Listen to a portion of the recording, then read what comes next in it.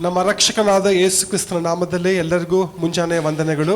ரட்சகராகிய இயேசு கிறிஸ்து நாமத்தினாலே உங்கள் அனைவருக்கும் இந்த காலை வேளையிலே உங்களுக்கு வணக்கத்தை சொல்லிக் கொள்கிறேன். ತಮ್ಮೆಲ್ಲರಿಗೂ ಹೊಸ ವರ್ಷದ ಶುಭಾಶಯಗಳು. எல்லாருக்கும் புதிய வருஷத்தினுடைய வாழ்த்துக்கள்.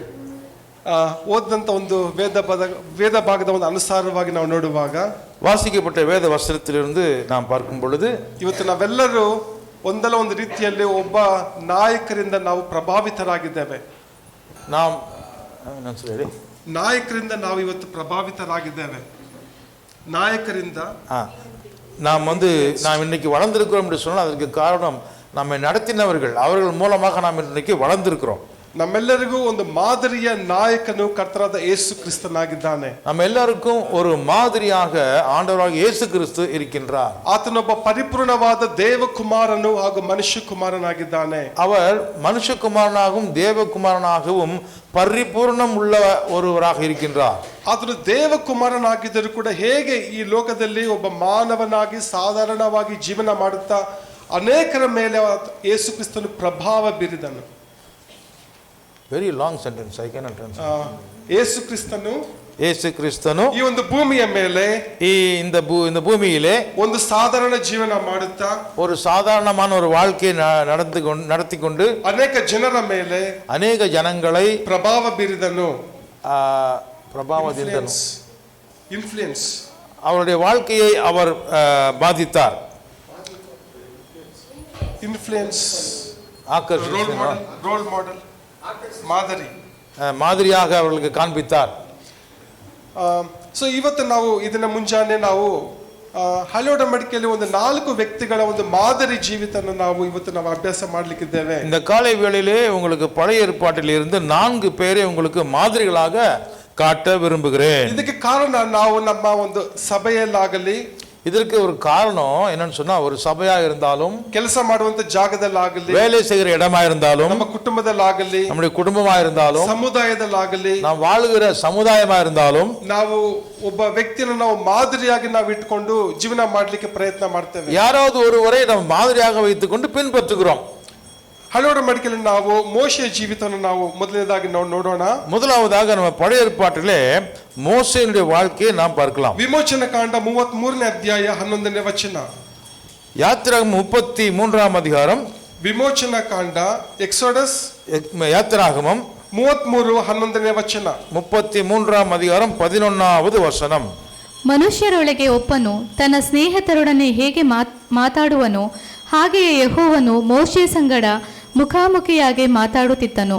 ತರುವಾಯ ಮೋಶೆ ಪಾಳ್ಯಕ್ಕೆ ತಿರುಗಿ ಬರುವನು. ಆದರೆ ನೂನನ ಮಗನಾದ ಯೆಹೋಶುವ ಎಂಬ ಹೆಸರುಳ್ಳ ಯೌವನಸ್ಥನಾದ ಅವನ ಶಿಷ್ಯನು ಆ ಡೇರೆಯಲ್ಲೇ ಇದ್ದನು, ಅದರ ಬಳಿಯಿಂದ ಹೋಗಲೇ ಇಲ್ಲ.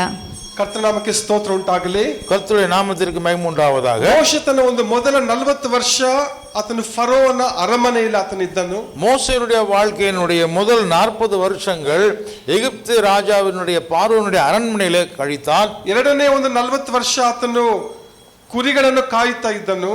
இரண்டாவது 40 வருஷங்கள் அவன் ஆடுகளை மேய்த்து கொண்டிருக்கிற ஒரு வனாந்திர வாழ்க்கையிலே தன் வாழ்க்கையை கழித்தான். ತನ್ನ ಮೂರನೆಯ ಒಂದು 40 ವರ್ಷಗಳ ಕಾಲ ಮರುಭೂಮಿಯಲ್ಲಿ ಇಸ್ರಾಯೇಲ್ ಜನರಿಗೆ ನಾಯಕತ್ವವನ್ನು ಕೊಟ್ಟನು. அடுத்த 40 வருடங்கள் வாழ்க்கையினுடைய கடைசி பாகத்தை அவன் ஜனங்களை வழிநடத்தி கொண்டு வருகிற ஊழியத்திலே எகிப்திலே இருந்து கானானுக்கு செல்லுகிற வழியிலே கழித்தான். ಸೊ ನಾವು ಹೇಗೆ ನಾವು ಒಬ್ಬರಿಗೊಬ್ಬರು ಮುಖಾಮುಖಿಯಾಗಿ ನಾವು ಮಾತಾಡ್ತೇವೋ, நாம் எப்படி ஒருவருக்கொருவர் நேருக்கு நேராக முகத்தை பார்த்து பேசிக் கொள்கிறோமோ, ಸೊ ಮೋಶೆ ದೇವರೊಂದಿಗೆ ಮುಖಾಮುಖಿಯಾಗಿ ಅದನ್ನು ಮಾತನಾಡುತ್ತಿದ್ದನೆಂಬುದಾಗಿ ವಾಕ್ಯ ನಮಗೆ ಹೇಳ್ತದೆ. தேவனும் மோசேயும் முகமுகமாக பேசிக்கொண்டார்கள் என்பதை நாம் பார்க்கின்றோம். ಸೊ ದೇವರು ಮೋಶೆಯನ್ನು ಸೀನಾ ಬೆಟ್ಟದ ಮೇಲೆ ಕರೆದಾಗ, தேவன் மோசேயை சீனாய் மலைக்கு அழைக்கும் பொழுது ದೇವರು ಹೇಳ್ತಾರೆ, ಇನ್ನು ಯಾವ ಜನರು ಕೂಡ ಈ ಒಂದು ಬೆಟ್ಟದ ಸಮೀಪಕ್ಕೆ ಬರಬಾರದು. கர்த்தர் சொன்னார், இந்த மலையினுடைய உச்சிக்கு யாருமே வரக்கூடாது என்று சொன்னார். ಯಾಕಂದ್ರೆ ನಮ್ಮ ದೇವರು ದಹಿಸುವ ಅಗ್ನಿಯಾಗಿದ್ದಾನೆ. ஏனென்றால் நம்முடைய தேவன் பட்சிக்கிற அக்னியா இருக்கிறார். ಆತನು ಪರಿಶುದ್ಧನಾಗಿರುವಂತ ಒಂದು ದೇವರಾಗಿದ್ದಾನೆ. அவர் பரிசுத்தமுள்ள ஒரு தேவனாக இருக்கின்றார். ಹಾಗಾದ್ರೆ ಎಷ್ಟಾಗಿ ಮೋಶೆ ತನ್ನನ್ನು ತಾನು ಪರೀಕ್ಷೆ ಮಾಡಿಕೊಂಡವನಾಗಿ ದೇವರ ಮುಂದೆ ಯೋಗ್ಯವಾಗಿ ನಿಲ್ಲುವುದಕ್ಕೆ ಆತನು ಪಟ್ಟಂತ ಒಂದು பிரயத்னவனை நாவில் நாம் நோடுத்தா இದ್ದೇವೆ. இப்படிப்பட்ட பரிசுத்த தேவனிடத்திலே நெருக்கமாக போய் முகமுகமாக பேச வேண்டும் என்றால் ஒரு சாதாரண மனுஷனாக இருக்கிறவன் எப்படி தன்னை ஆயத்தப்படுத்தி கொண்டு தன்னைத்தானே பரிசுத்தப்படுத்தி கொண்டு பரிசோதனை செய்து கொண்டு இருக்க வேண்டும். ಆದರೂ ಕೂಡ ಇಸ್ರಾಯೇಲ್ ಜನರು ಅನೇಕ ಸಾರಿ ಮೋಶೆ ವಿರುದ್ಧವಾಗಿ ಗುಣಗುಟ್ಟಿದ್ದರು. ஆனாலும் கூட இப்படிப்பட்ட மோசையை குறித்து ಅನೇಕ ಜನಗಳು ಇಸ್ರಾಯೇಲಿலே ಮುರುಮುರುತಾர்கள். ಮೋಶೆಯ ನಾಯಕತ್ವವನ್ನು ಅವರು ತಿರಸ್ಕಾರ ಮಾಡಿದರು. மோசேயினுடைய தலைமைத்துவத்தை குறித்து அவன் என்ன பெரிய லீடர் என்று சொல்லி அவனுக்கு விரோதமாக பேசினார்கள். ವಿಮೋಚನ ಕಾಂಡ 17ನೇ ಅಧ್ಯಾಯ 4ನೇ ವಚನ. யாத்திராகமம் 17ஆம் அதிகாரம் 4வது வசனத்திலே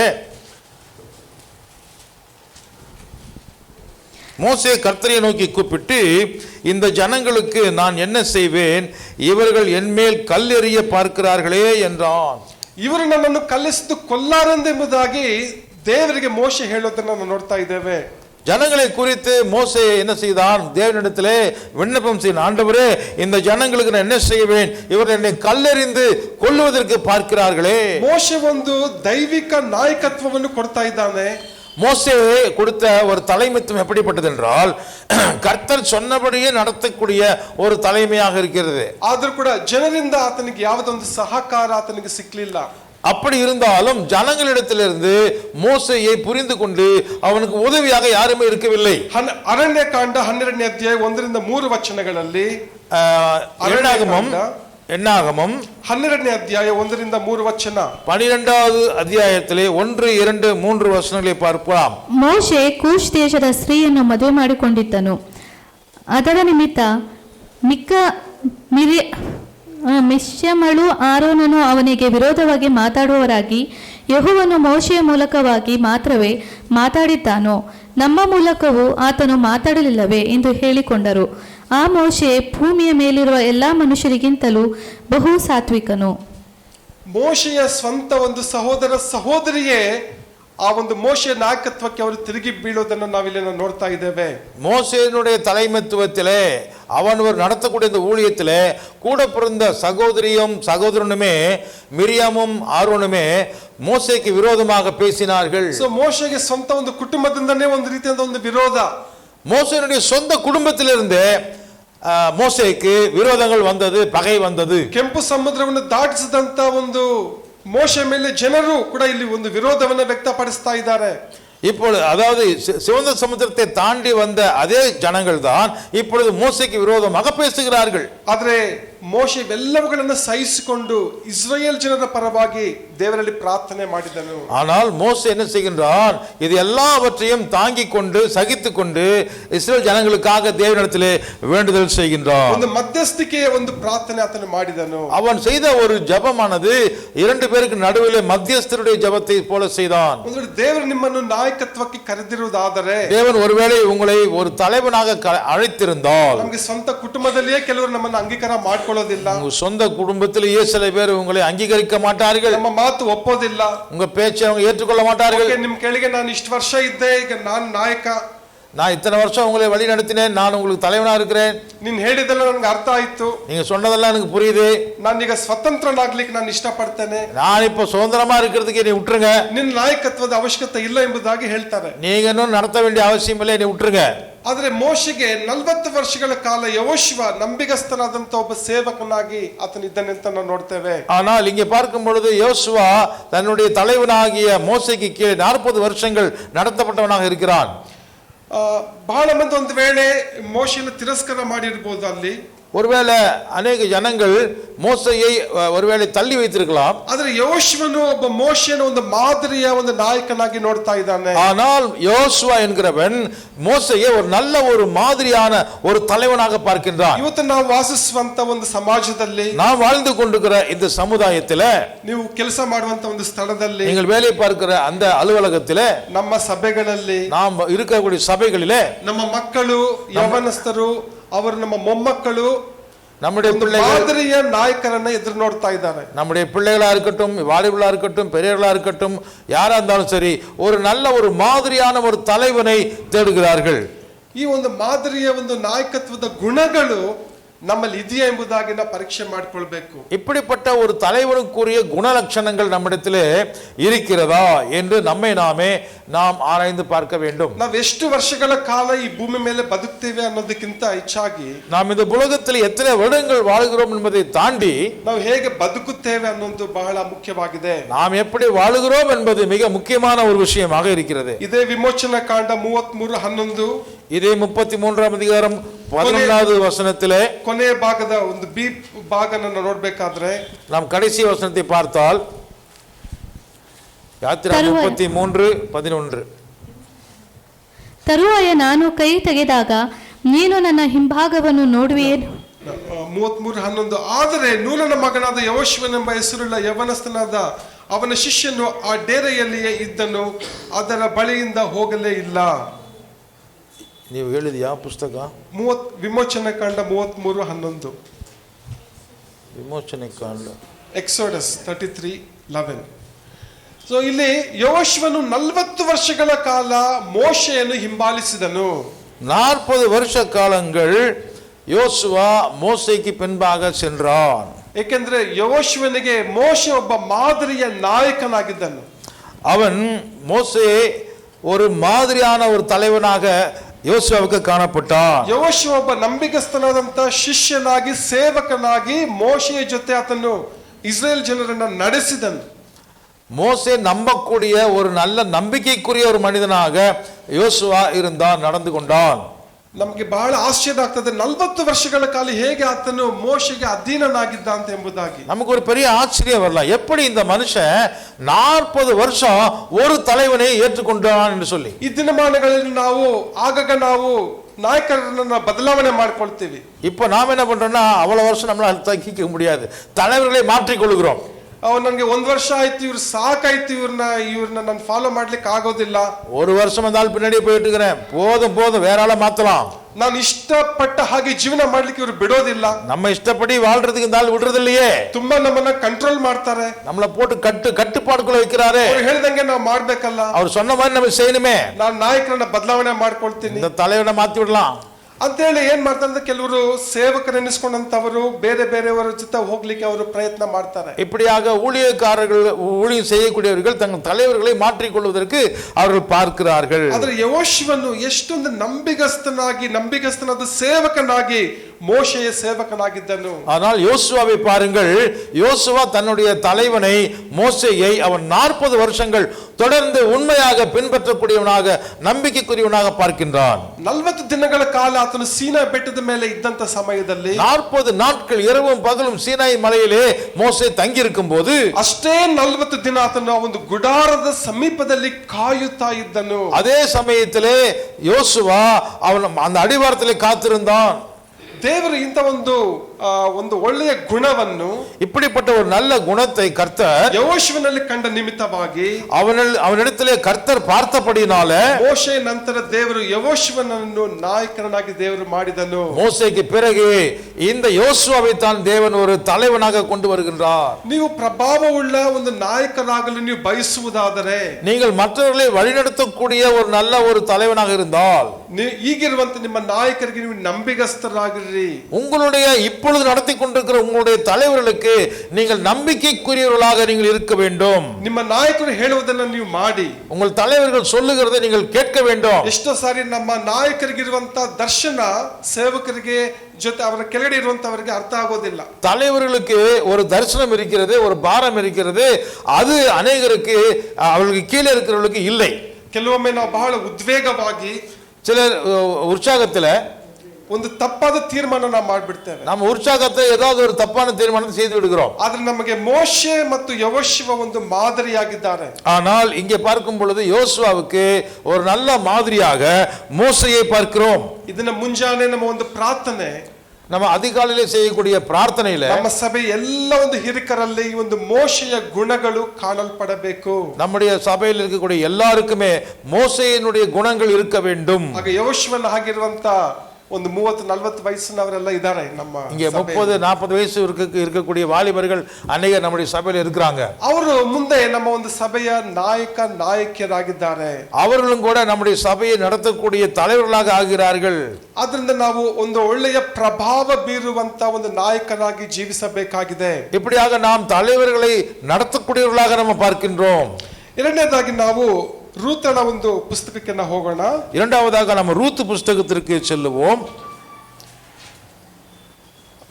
1ನೇ ಅಧ್ಯಾಯ 16 ಮತ್ತು 17ನೇ ವಚನ ಓದಿಕೊಳ್ಳೋಣ. முதல் அதிகாரம் 14, 17, 16, 17 வசனங்களை வாசிப்போம். அதற்கு ரூத்து, நான் உம்மை பின்பற்றாமல் உம்மை விட்டு திரும்பி போவதை குறித்து என்னோட பேச வேண்டாம். நீர் போகும் இடத்திற்கு நானும் வருவேன், நீர் தங்கும் இடத்திலே நானும் தங்குவேன். உம்முடைய தேவன் என்னுடைய தேவன். நீர் மரணமடையும் இடத்தில் நானும் மரணமடைந்து அங்கே அடக்கம் பண்ணப்படுவேன். மரணமே இல்லாமல் வேறொன்றும் உம்மை விட்டு என்னை பிரித்தால் கர்த்தர் அதற்கு சரியாகவும் அதற்கு அதிகமாகவும் எனக்கு செய்ய கடவர் என்றாள். ಸೊ ಕರ್ತನ ನಮಗೆ ಸ್ತೋತ್ರ. ಇಲ್ಲಿ ವಿಧವೆಯಾದಂತ ಒಂದು ನವೋಮಿಯ ಒಂದು ನಾಯಕತ್ವವನ್ನು ನಾವು ನೋಡ್ತೇವೆ. இங்கே பார்க்கும் பொழுது ஒரு தலைவியாக யாரை பார்க்கிறோம்? விதவையாக இருக்கக்கூடிய நகோமியை பார்க்கின்றோம். ನವೋಮಿ ಒಬ್ಬ ವಿಧವೆಯಾಗಿದ್ದಾಳೆ. நகோமி என்பவள் தன் கணவனை இழந்து அவள் ஒரு விதவையாக வாழ்கிறாள். மோவாப் தேசದಲ್ಲಿ ತನ್ನ ಗಂಡನನ್ನು ತನ್ನ ಇಬ್ಬರು ಗಂಡು ಮಕ್ಕಳನ್ನು ಕಳೆದುಕೊಂಡಿದ್ದಾಳೆ. அவள் வாழ்வதற்காக கடந்து சென்ற அந்த மோவாப் தேசத்திலே கூட தன்னுடைய பிள்ளைகளையும் 2 மகன்களையும் கூட இழந்து விட்டாள். ಒಂದು ಇಮ್ಯಾಜಿನೇಷನ್ ಮಾಡ್ಕೊಳ್ರಿ, 3 ವಿಧವೆಯರು ಒಂದೇ ಒಂದು ಮನೆಯಲ್ಲಿ. கொஞ்சம் யோசனை பண்ணி பாருங்க, ஒரே குடும்பத்துல 3 ஆண்களும் மரித்து போனார்கள். ನವೋಮಿ ವಿಧವೆ, நகோமியை ಓರ್ಫಾ ಮತ್ತು ರೂತಳು ಕೂಡ ವಿಧವೆಯರಾಗಿದ್ದಾರೆ. அது மட்டுமல்ல, நகோமி மாத்திரமல்ல, அவளுடைய மருமக்களா இருக்கக்கூடிய ரூத்தும் ஓர்பாலும் கூட விதவைகளாக ஆகிவிட்டார்கள். ಅತ್ತೆಯಾದಂತ ನವೋಮಿಯಿಂದ ಇಬ್ಬರು ಸೊಸೆಯಂದ್ರಿಗೆ ಯಾವ ಒಂದು ನಿರೀಕ್ಷೆ ಇಲ್ಲ. அதாவது தன்னுடைய மாமியாரா இருக்கக்கூடிய விதவையா இருக்கக்கூடிய நகோமியிலிருந்து ஓர்பாலுக்கும் ரூத்துக்கும் எந்த ஒரு எதிர்பார்ப்பும் இருக்காது. ಸೊ ನವೋಮಿನ ಇಬ್ಬರು ಸೊಸೆಂದ್ರನ್ನ ಕರೆದು ಹೇಳ್ತಾಳೆ. அப்பொழுது இந்த மாமியார் என்ன செய்கிறாள்? தன்னுடைய மருமகளை அழைத்து, ನಾನು ಮತ್ತೆ ಇನ್ನೊಂದು ಮದುವೆ ಆಗೋದಿಲ್ಲ, எனக்கு இன்னொரு கல்யாணம் ஆகாது. ಒಂದ್ ವೇಳೆ ಮದುವೆ ಆದ್ರೂ ಕೂಡ ನನಗೆ ಒಂದ್ ವೇಳೆ ಮಕ್ಕಳಾದ್ರೆ, ஒருவேளை எனக்கு அப்படி ஒரு கல்யாணம் பண்ணி எனக்கு குழந்தை பிறந்தாலும் ಅದು ಬಹಳ ಒಂದು ಅಸಾಧ್ಯವಾದಂತ ಒಂದು ಮಾತಾಗಿದೆ. உங்களுக்கு நான் அவர்களை கொடுத்து திருமணம் செய்வது ரொம்ப சாத்தியமில்லாத ஒரு காரியம். ನೀವು ಬಹಳ ಯೌವನಸ್ಥರಾಗಿ ವಿಧವೆಯರಾಗಿದ್ದೀರಾ, நீங்க சின்ன வயசுலயே நீங்கள் விதவைகளாக போயினீர்கள். ಯಾಕೆ ನೀವು ನಿಮ್ಮ ದಾರಿಯಲ್ಲಿ ನೀವು ಹೋಗಬಾರ್ದು? ಯಾಕೆ ஏன் நீங்க உங்க வழியை பார்த்துட்டு போக கூடாது? ಸೊ ಓರ್ಫಾ ಹೇಳ್ತಾಳೆ, ಸರಿ ಅತ್ತೆ ನಮಸ್ಕಾರ, ಹೋಗಿ ಬರ್ತೀವಿ ಅಂತ ಹೇಳಿ ಆಕೆ ತನ್ನ ಸ್ವಂತ ಊರಿಗೆ ಹೋಗೋದನ್ನ ನಾವು ತವರ ಮನೆಗೆ ಹೋಗೋದನ್ನ ನೋಡ್ತೇವೆ. அப்ப ஒரு மருமகள் ஓர்பால் என்கிறவள் சொல்கிறாள், ரொம்ப நன்றி அத்தை, என்னை ரொம்ப புரிஞ்சுக்கிட்டீங்க, என் வழியை விட்டுருங்க, நான் போறேன், ரொம்ப சந்தோஷம்னு சொல்லிட்டு போயிட்டா. ಆದ್ರೆ ಬಹಳ ಆಶ್ಚರ್ಯ ಏನಂದ್ರೆ ರೂತಳು நவோமிಯನ್ನು ಅಂಟಿಕೊಂಡಿರೋದನ್ನ ನಾವು ನೋಡ್ತೀವಿ. ஆனால் இதுல மிக ஆச்சரியப்படக்கூடிய ஒரு விஷயம் என்னவென்றால், ரூத் என்று சொல்லக்கூடிய அந்த மருமகள் தன்னுடைய மாமியாரை விட்டு பிரிந்து போகவே இல்லை, அவளோடு கூட இணைத்துக் கொண்டாள். விதவையாದಂತ நவோமிಯಲ್ಲಿ ಕಂಡಂತ ವಿಶೇಷತೆ ಏನು? அப்படிப்பட்ட அந்த விதவையா இருக்கக்கூடிய நகோமியிடத்திலே, அத்தை இடத்திலே இவள் என்னத்தை விசேஷமாக பார்த்தாள்? ಏನು ಬಹಳ ಆಸ್ತಿ ತಗೊಂಡು ಮೋವಾಬ್ ದೇಶದಲ್ಲಿ ಶ್ರೀಮಂತಳಾಗಿದ್ಲ ನವೋಮಿ? என்ன அங்க பிழைக்கு போன இடத்துல மோவாப் தேசத்துல பெரிய ஆஸ்திகளை ஏற்படுத்தி சொத்து சுகங்களை வைத்திருக்கிறாளா? ಬೆತ್ಲೆಹೇಮಿನಲ್ಲಿರುವಂತ ಸ್ವಂತ ಭೂಮಿಯನ್ನೇ ಆಕೆ ಒಂದು ವೇಳೆ ಪಾರುಪತ್ಯ ಮಾಡ್ಲಿಕ್ಕೆ ಆಗ್ಲಿಲ್ಲ. சொந்த ஊர்லயே அவ தன்னுடைய பெத்லகேமிலேயே இருக்கிற சொத்தெல்லாம் விட்டுட்டு தானே இங்கே வந்தா. ಈಗಾಗ ಏನು ಇಲ್ಲದವಳಾಗಿದ್ದಾಳೆ. இப்போ இருக்கிறது ஒண்ணுமே இல்லையே. ಆದ್ರೆ ರೂತಳು ಕಂಡಂತ ಒಂದು ಸಂಗತಿ ಏನಾಗಿದೆ? ஆனால் இந்த இடத்துல ரூத் அவளிடத்துல கண்ட விஷயம் என்னவென்றால், ನವೋಮಿ ಹೇಳ್ತಾಳೆ, ನನ್ನನ್ನು ನವೋಮಿ ಎಂಬುದಾಗಿ ಕರೆಯಬೇಡ್ರಿ. அப்போ அவ சொல்றா, என்ன அம்மா என்னை நகோமின்னு கூப்பிடாத, ನನ್ನನ್ನು ಮಾರಾ ಎಂಬುದಾಗಿ ಕರೆಯಿರಿ. என்னை நீ மாறானுவன கூப்பிடு. ನನ್ನ ಜೀವಿತ ಬಹಳ ಒಂದು ಕಹಿಯಾಗಿದೆ. ஏனென்றால் என்னுடைய வாழ்க்கை ரொம்ப கசப்பாய் மாறி போனது. ನಾನು ಬಹಳ ದುಃಖಿತಳಾಗಿದ್ದೇನೆ. மிகவும் துக்கத்திலே நிறைந்திருக்கிறேன். ನನ್ನ ಗಂಡನನ್ನು, ನನ್ನ ಇಬ್ಬರು ಗಂಡು ಮಕ್ಕಳನ್ನು ಕಳೆದುಕೊಂಡವನಾಗಿದ್ದೇನೆ. புருஷனையும் நான் இழந்துட்டேன், என்னுடைய மகன்களையும் நான் இழந்துட்டேன். ನಾನು ಬರೀ ಕೈಯಲ್ಲಿದ್ದೇನೆ, நான் வெறும் கையோடு இருக்கிறேன். ಆದರೂ ಕೂಡ ರೂತಳು ಯಾತಕ್ಕಾಗಿ ನವೋಮಿಯನ್ನು ಅಂಟಿಕೊಂಡಿದ್ದಳು? இப்படிப்பட்ட நிலையிலே இந்த மருமகளாகிய ரூத் எதற்காக தன்னுடைய அத்தை இடத்தை ஒட்டி கொண்டாள்? 16ನೇ ವರ್ಷ ಹೇಳ್ತಿದ್ದೆ, ನಿನ್ನನ್ನು ಬಿಟ್ಟು ಹೋಗಬೇಕೆಂದು ಒತ್ತಾಯ ಮಾಡಬೇಡ. Don't force me. அதாவது இன்னொரு வார்த்தை சொல்றா, நானு என்னை விட்டுட்டு போக சொல்லி நீங்க என்னைய பலவந்தப்படுத்தாதீங்க. ನೀನು ಎಲ್ಲಿ ಹೋದರೂ ನಾನು ಅಲ್ಲಿಗೆ ನಾನು ಬರ್ತೇನೆ. எங்க போனாலும் சரி உங்க கூடவே நான் வருவேன். ನವೊಮ್ಮೆ ನಾನು ನಿನ್ನನ್ನು ಹಿಂಬಾಲಿಸ್ತೇನೆ. நவோமி அத்தையே, முன்னைய தான் நான் பின்பற்றுவேன். ನನ್ನ ಮೋವಾಬಲ್ಲಿರುವಂತ ಎಲ್ಲಾ ಸ್ತ್ರೀಯರಿಗಿಂತಲೂ ನನಗೆ ನೀನು ಒಂದು ಮಾದರಿಯ ಒಂದು ಸ್ತ್ರೀಯಾಗಿ ನನಗೆ ಕಾಣ್ತಾ ಇದೀಯಾ? என்னுடைய சொந்த ஊர் மோவாபில் இருக்கக்கூடிய எல்லா ஸ்திரீகளை விட உம்மைத்தான் நான் என்னுடைய மாதிரியாக பின்பற்றுகிறேன். ರೂತಲ್ಗೆ ಒಂದು ವೇಳೆ ತಾಯಿ ಇದ್ದಿರ್ಬೋದು, ಅಕ್ಕ ತಂಗಿ ಇರ್ಬೋದು, ಬಂಧುಗಳು ಇರ್ಬೋದಾಗಿತ್ತು ಅಲ್ವಾ? ரூத்துக்கு அவங்க சொந்த பெற்றெடுத்த தாಯಿ, கூட பிறந்த சகோதரிகள் இருந்திருக்கலாம். ಆದ್ರೆ ನವೋಮಿ ಯಾರಂದ್ರೆ ಆಕೆಯು ಕರ್ತನ ದಾಸಿಯಾಗಿದ್ದಾಳೆ. ஆனால் நகோமி யார் என்று சொன்னால் அவள் கர்த்தருக்கு ஒரு அடிமையாய் இருக்கிறாள். ಯೆಹೋವನನ್ನು ಹಿಂಬಾಲಿಸುವಂತ ಮಗಳಾಗಿದ್ದಾಳೆ. அவள் யெகோவா தேவனை பின்பற்றுகிற ஒரு மகளாய் இருக்கிறாள். ಸಮಾಜಕ್ಕೆ ಒಂದು ವೇಳೆ ಆಕೆ ಒಂದು ವಿಧವೆಯಾಗಿ ಕಾಣಿಸಿರಬಹುದು. ஒருவேளை சமுதாயம் அவளை ஒரு விதவைன்னு சொல்லி அவளை தள்ளி வைத்திருக்கலாம். 100,000 ಜನರು ಆಕೆಯನ್ನು ಹಿಂಬಾಲಿಸದೇ ಇದ್ದಿರಬಹುದು. நூத்துக்கணக்கான ஜனங்க அவளுக்கு பின்னாடி போகாதவர்களாக இருக்கலாம். ಆದ್ರೆ ಒಬ್ಬ ವ್ಯಕ್ತಿಯ ತನ್ನ ಸೊಸೆಯನ್ನಾದ್ರೂ ಆಕೆ ಸೊಸೆಯ ಮೇಲೆ ಒಂದು ಪ್ರಭಾವ ಬೀರಿದ್ದನ್ನು ನಾವು ನೋಡ್ತೇವೆ. ஆனால் அவளுடைய சொந்த மருமகள் தன்னை பின்பற்றும்படியான ஒரு நல்ல ஒரு வாழ்க்கையில் வாழ்ந்திருக்கிறாள். ಅನೇಕ ಸಲ ನಾವು ನಾಯಕತ್ವ ಎಂಬುದಾಗಿ ಹೇಳುವಾಗ, ಅನೇಕ தடவை நாம் ஒரு தலைமைத்துவத்தை குறித்து சொல்லும்போது, ನಾನು 100 ಜನರಿಗೆ ಮಾದರಿಯಾಗಿರ್ಬೇಕು, 1000 ಜನರಿಗೆ ಮಾದರಿ ಇರಬೇಕು, நான் 100 பேருக்கு நான் ஒரு தலைவனாக இருக்கணும், நான் ஒரு மாதிரியா இருக்கணும் நினைப்போம். ನಾವು ಒಬ್ಬರಿಗೆ ಮಾದರಿ ಜೀವಿತ ತೋರಿಸಿದ್ರು ಕೂಡ ಅದು ಕೂಡ ನಾಯಕತ್ವವಾಗಿದೆ. ஒரே ஒரு ஆளுக்கு நீங்கள் ஒரு மாதிரியாக இருந்தாலும் நீங்கள் நல்ல ஒரு தலைவனாகத்தான் இருக்கிறீர்கள். ಸೊ ಇಲ್ಲಿ ರೂತಳು ಬಂದು ಆಕೆಯಲ್ಲಿ ಈಕೆ ಯೆಹೋವನ ಒಂದು ಭಕ್ತಳಾಗಿದ್ದಾಳೆ ಎಂಬುದಾಗಿ ರೂತಳಿಗೆ ಮನವರಿಕೆ ಆಯಿತು. இப்பொழுது பார்க்கும் பொழுது ரூத்துக்கு நகோமியை பார்த்து ஒரு நல்ல ஒரு தேவனை நம்புகிற விசுவாசியாக நகோமியை பார்க்கின்றாள். ನಿನ್ನ ಒಂದು ಇಸ್ರಾಯೇಲ್ ಜನರೇ ನನ್ನ ಒಂದು ಜನರೆಂಬುದಾಗಿ ನಾನು ತೀರ್ಮಾನ ಮಾಡ್ತೇನೆ. அவள் சொல்லுகிறாள், அத்தையே உங்களுடைய ஜனம்தான் இனிமேல் என்னுடைய ஜனமாக நான் ஏற்றுக்கொள்கிறேன். ನೀನು ಇದುವರೆಗೂ ಸೇವಿಸುತ್ತಿದ್ದ ಯೆಹೋವ ದೇವರನ್ನೇ ನಾನು ಕೂಡ ಇವತ್ತು ಸೇವಿಸಲು ತೀರ್ಮಾನ ಮಾಡುತ್ತೇನೆ. இதுவரைக்கும் நீர் யாரை நீங்கள் பின்பற்றினீர்களோ அத்தையே அதே தேவனை நானும் பின்பற்றுவேன், தேவனாக ஏற்றுக்கொள்வேன். ನೋಡ್ತೇವೆ ಇದರ ನಿಮಿತ್ತವಾಗಿ ನವೋಮಿ ಜೊತೆ ರೂತಳು ಬೆತ್ಲೆಹೇಮಿಗೆ ಬರೋದನ್ನು ನಾವು ನೋಡ್ತೇವೆ. இப்படியாகத்தான் ரூத் தன்னுடைய மாமியாரோடு கூட சேர்ந்து கொண்டு அவள் பெத்லெஹேமுக்கு பிரயாணப்பட்டு போனாள். ಆ ಬೆತ್ಲೆಹೇಮಿಗೆ ಬಂದ ಸಮಯದಲ್ಲಿ ನಾವು ನೋಡ್ತೀವಿ ಯಾವ ರೀತಿ ಬೋವಾಜನ ಒಂದು ಹೊಲದಲ್ಲಿ ಆಕೆ ಆ ಕಣಜಗಳನ್ನು ಹಾಯುವಂತ ಸಮಯದಲ್ಲಿ அப்பொழுது அவள் மாமியாரோடு கூட அங்கே பெத்லெஹேமுக்கு போயிருக்கும் பொழுது அவள் அந்த வயல்காட்டிலே அங்கே போவாஸ் என்கிற ஒரு மனிதனை அவனுடைய வயலிலே அவள் இருக்கிறாள். ಬೋವಾಜನ ದಯೆಗೆ ಪಾತ್ರಳಾಗಿ அந்த போவாஸ் என்கிற ஐஸ்வர்யவானுடைய தயவை அவள் பெற்றுக்கொள்கிறாள். ಬೋವಾಜನನ್ನು ಆಕೆ ಮದುವೆ ಆಗ್ತಾಳೆ. அதே அந்த எஜமானா இருக்கக்கூடிய அவ்வளவு பெரிய ஐஸ்வர்யவானுக்கு அவள் மனைவியாக கல்யாணம் பண்ணி கொள்கிறாள். ಬೋವಾಜ್ ಮತ್ತು ರೂತಳ ಮೂಲಕವಾಗಿ ಒಬೇದನು ಹುಟ್ಟುತ್ತಾನೆ. அந்த போவாஸ் மற்றும் ரூத் மூலமாக பிறந்தவன் தான் யாரு என்று சொன்னால் ஓபேத் ಯಾರಂದ್ರೆ ದಾವಿದನ ಅಜ್ಜನಾಗಿದ್ದನು. ஓபேது யார் என்று சொன்னால் தாவீதினுடைய தாத்தாவாக இருக்கின்றார். ನಾವು ಯೇಸು ಕ್ರಿಸ್ತನ ಒಂದು ವಂಶಾವಳಿಯನ್ನು ನೋಡುವಾಗ, ಯೇಸು ಕ್ರಿಸ್ತனுடைய வம்ச வரலாற்றை நாம் பார்க்கும்போது ಮತ್ತಾಯನ ಸುವಾರ್ತೆ 1ನೇ ಅಧ್ಯಾಯ 5ನೇ ವಚನದಲ್ಲಿ ನಾವು ನೋಡ್ತೇವೆ. மத்தேயு எழுதின சுவிசேஷம் 1ஆம் அதிகாரம் 5வது வசனத்திலே பார்க்கிறோம். ಅಲ್ಲಿ ರೂತಳ ಹೆಸರನ್ನು ನಾವು ನೋಡ್ತೇವೆ. அங்கே நாம் ரூத் என்கிற பெயரை நாம் படிக்கிறோம். ಆಕೆ ಒಬ್ಬ ಯಹೂದ್ಯಳಲ್ಲ, அவள் ஒரு யூத பெண் அல்ல, ಅನ್ಯ ದೇಶದವಳು. அவள் ஒரு அந்நிய ஸ்திரியாக இருக்கிறாள். ಹೇಗೆ ಯೇಸು ಕ್ರಿಸ್ತನ ವಂಶಾವಳಿಯಲ್ಲಿ ಆಕೆ ಹೆಸರು ಬಂತು ಎಂಬುದು ನೋಡುವಾಗ, ஆனால் எப்படியாக அவளுடைய பெயர் இயேசுவினுடைய வம்ச வரலாற்றில் இடம்பெற்றிருக்கிறது பாருங்கள். ನವೋಮಿಯ ದೇವರನ್ನು ಆಕೆ ನಂಬಿದಳು. நகோமியினுடைய தேவனை தான் அவள் நம்பினாள். ನವೋಮಿಯನ್ನ ತನ್ನ ಒಂದು ಮಾದರಿಯಾಗಿ ಇಟ್ಟುಕೊಂಡು ಆಕೆಯೊಂದಿಗೆ ಬೆತ್ಲೆಹೇಮಿಗೆ ಬಂದಳು. நகோமியை தன்னுடைய தலைவியாக ஏற்றுக்கொண்டு அவளை பின்பற்றி அவள் பெத்ಲೆಹೇಮಿಗೆ வந்தாள். ಅಂದ್ರೆ ನಮ್ಮಲ್ಲೂ ಕೂಡ ಒಂದು ವೇಳೆ ನಾನು ಕೂಡ ಒಂದು ರೀತಿಯಂತ ಒಂದು ನವೋಮಿ ಇರುವ ರೀತಿಯಲ್ಲಿ ಎಂಬುದಾಗಿ ಒಂದು ವೇಳೆ ಯೋಚನೆ ಮಾಡಬಹುದು. ನಾನು ಕೂಡ ಒಬ್ಬ ಒಂದು ನವೋಮಿಯ ಹಾಗೆ ನನ್ನ ಜೀವಿತ ಇರಬಹುದು. என்னுடைய வாழ்க்கை கூட நகோமியை போல இருக்கலாம் என்று நான் நினைக்கலாம்.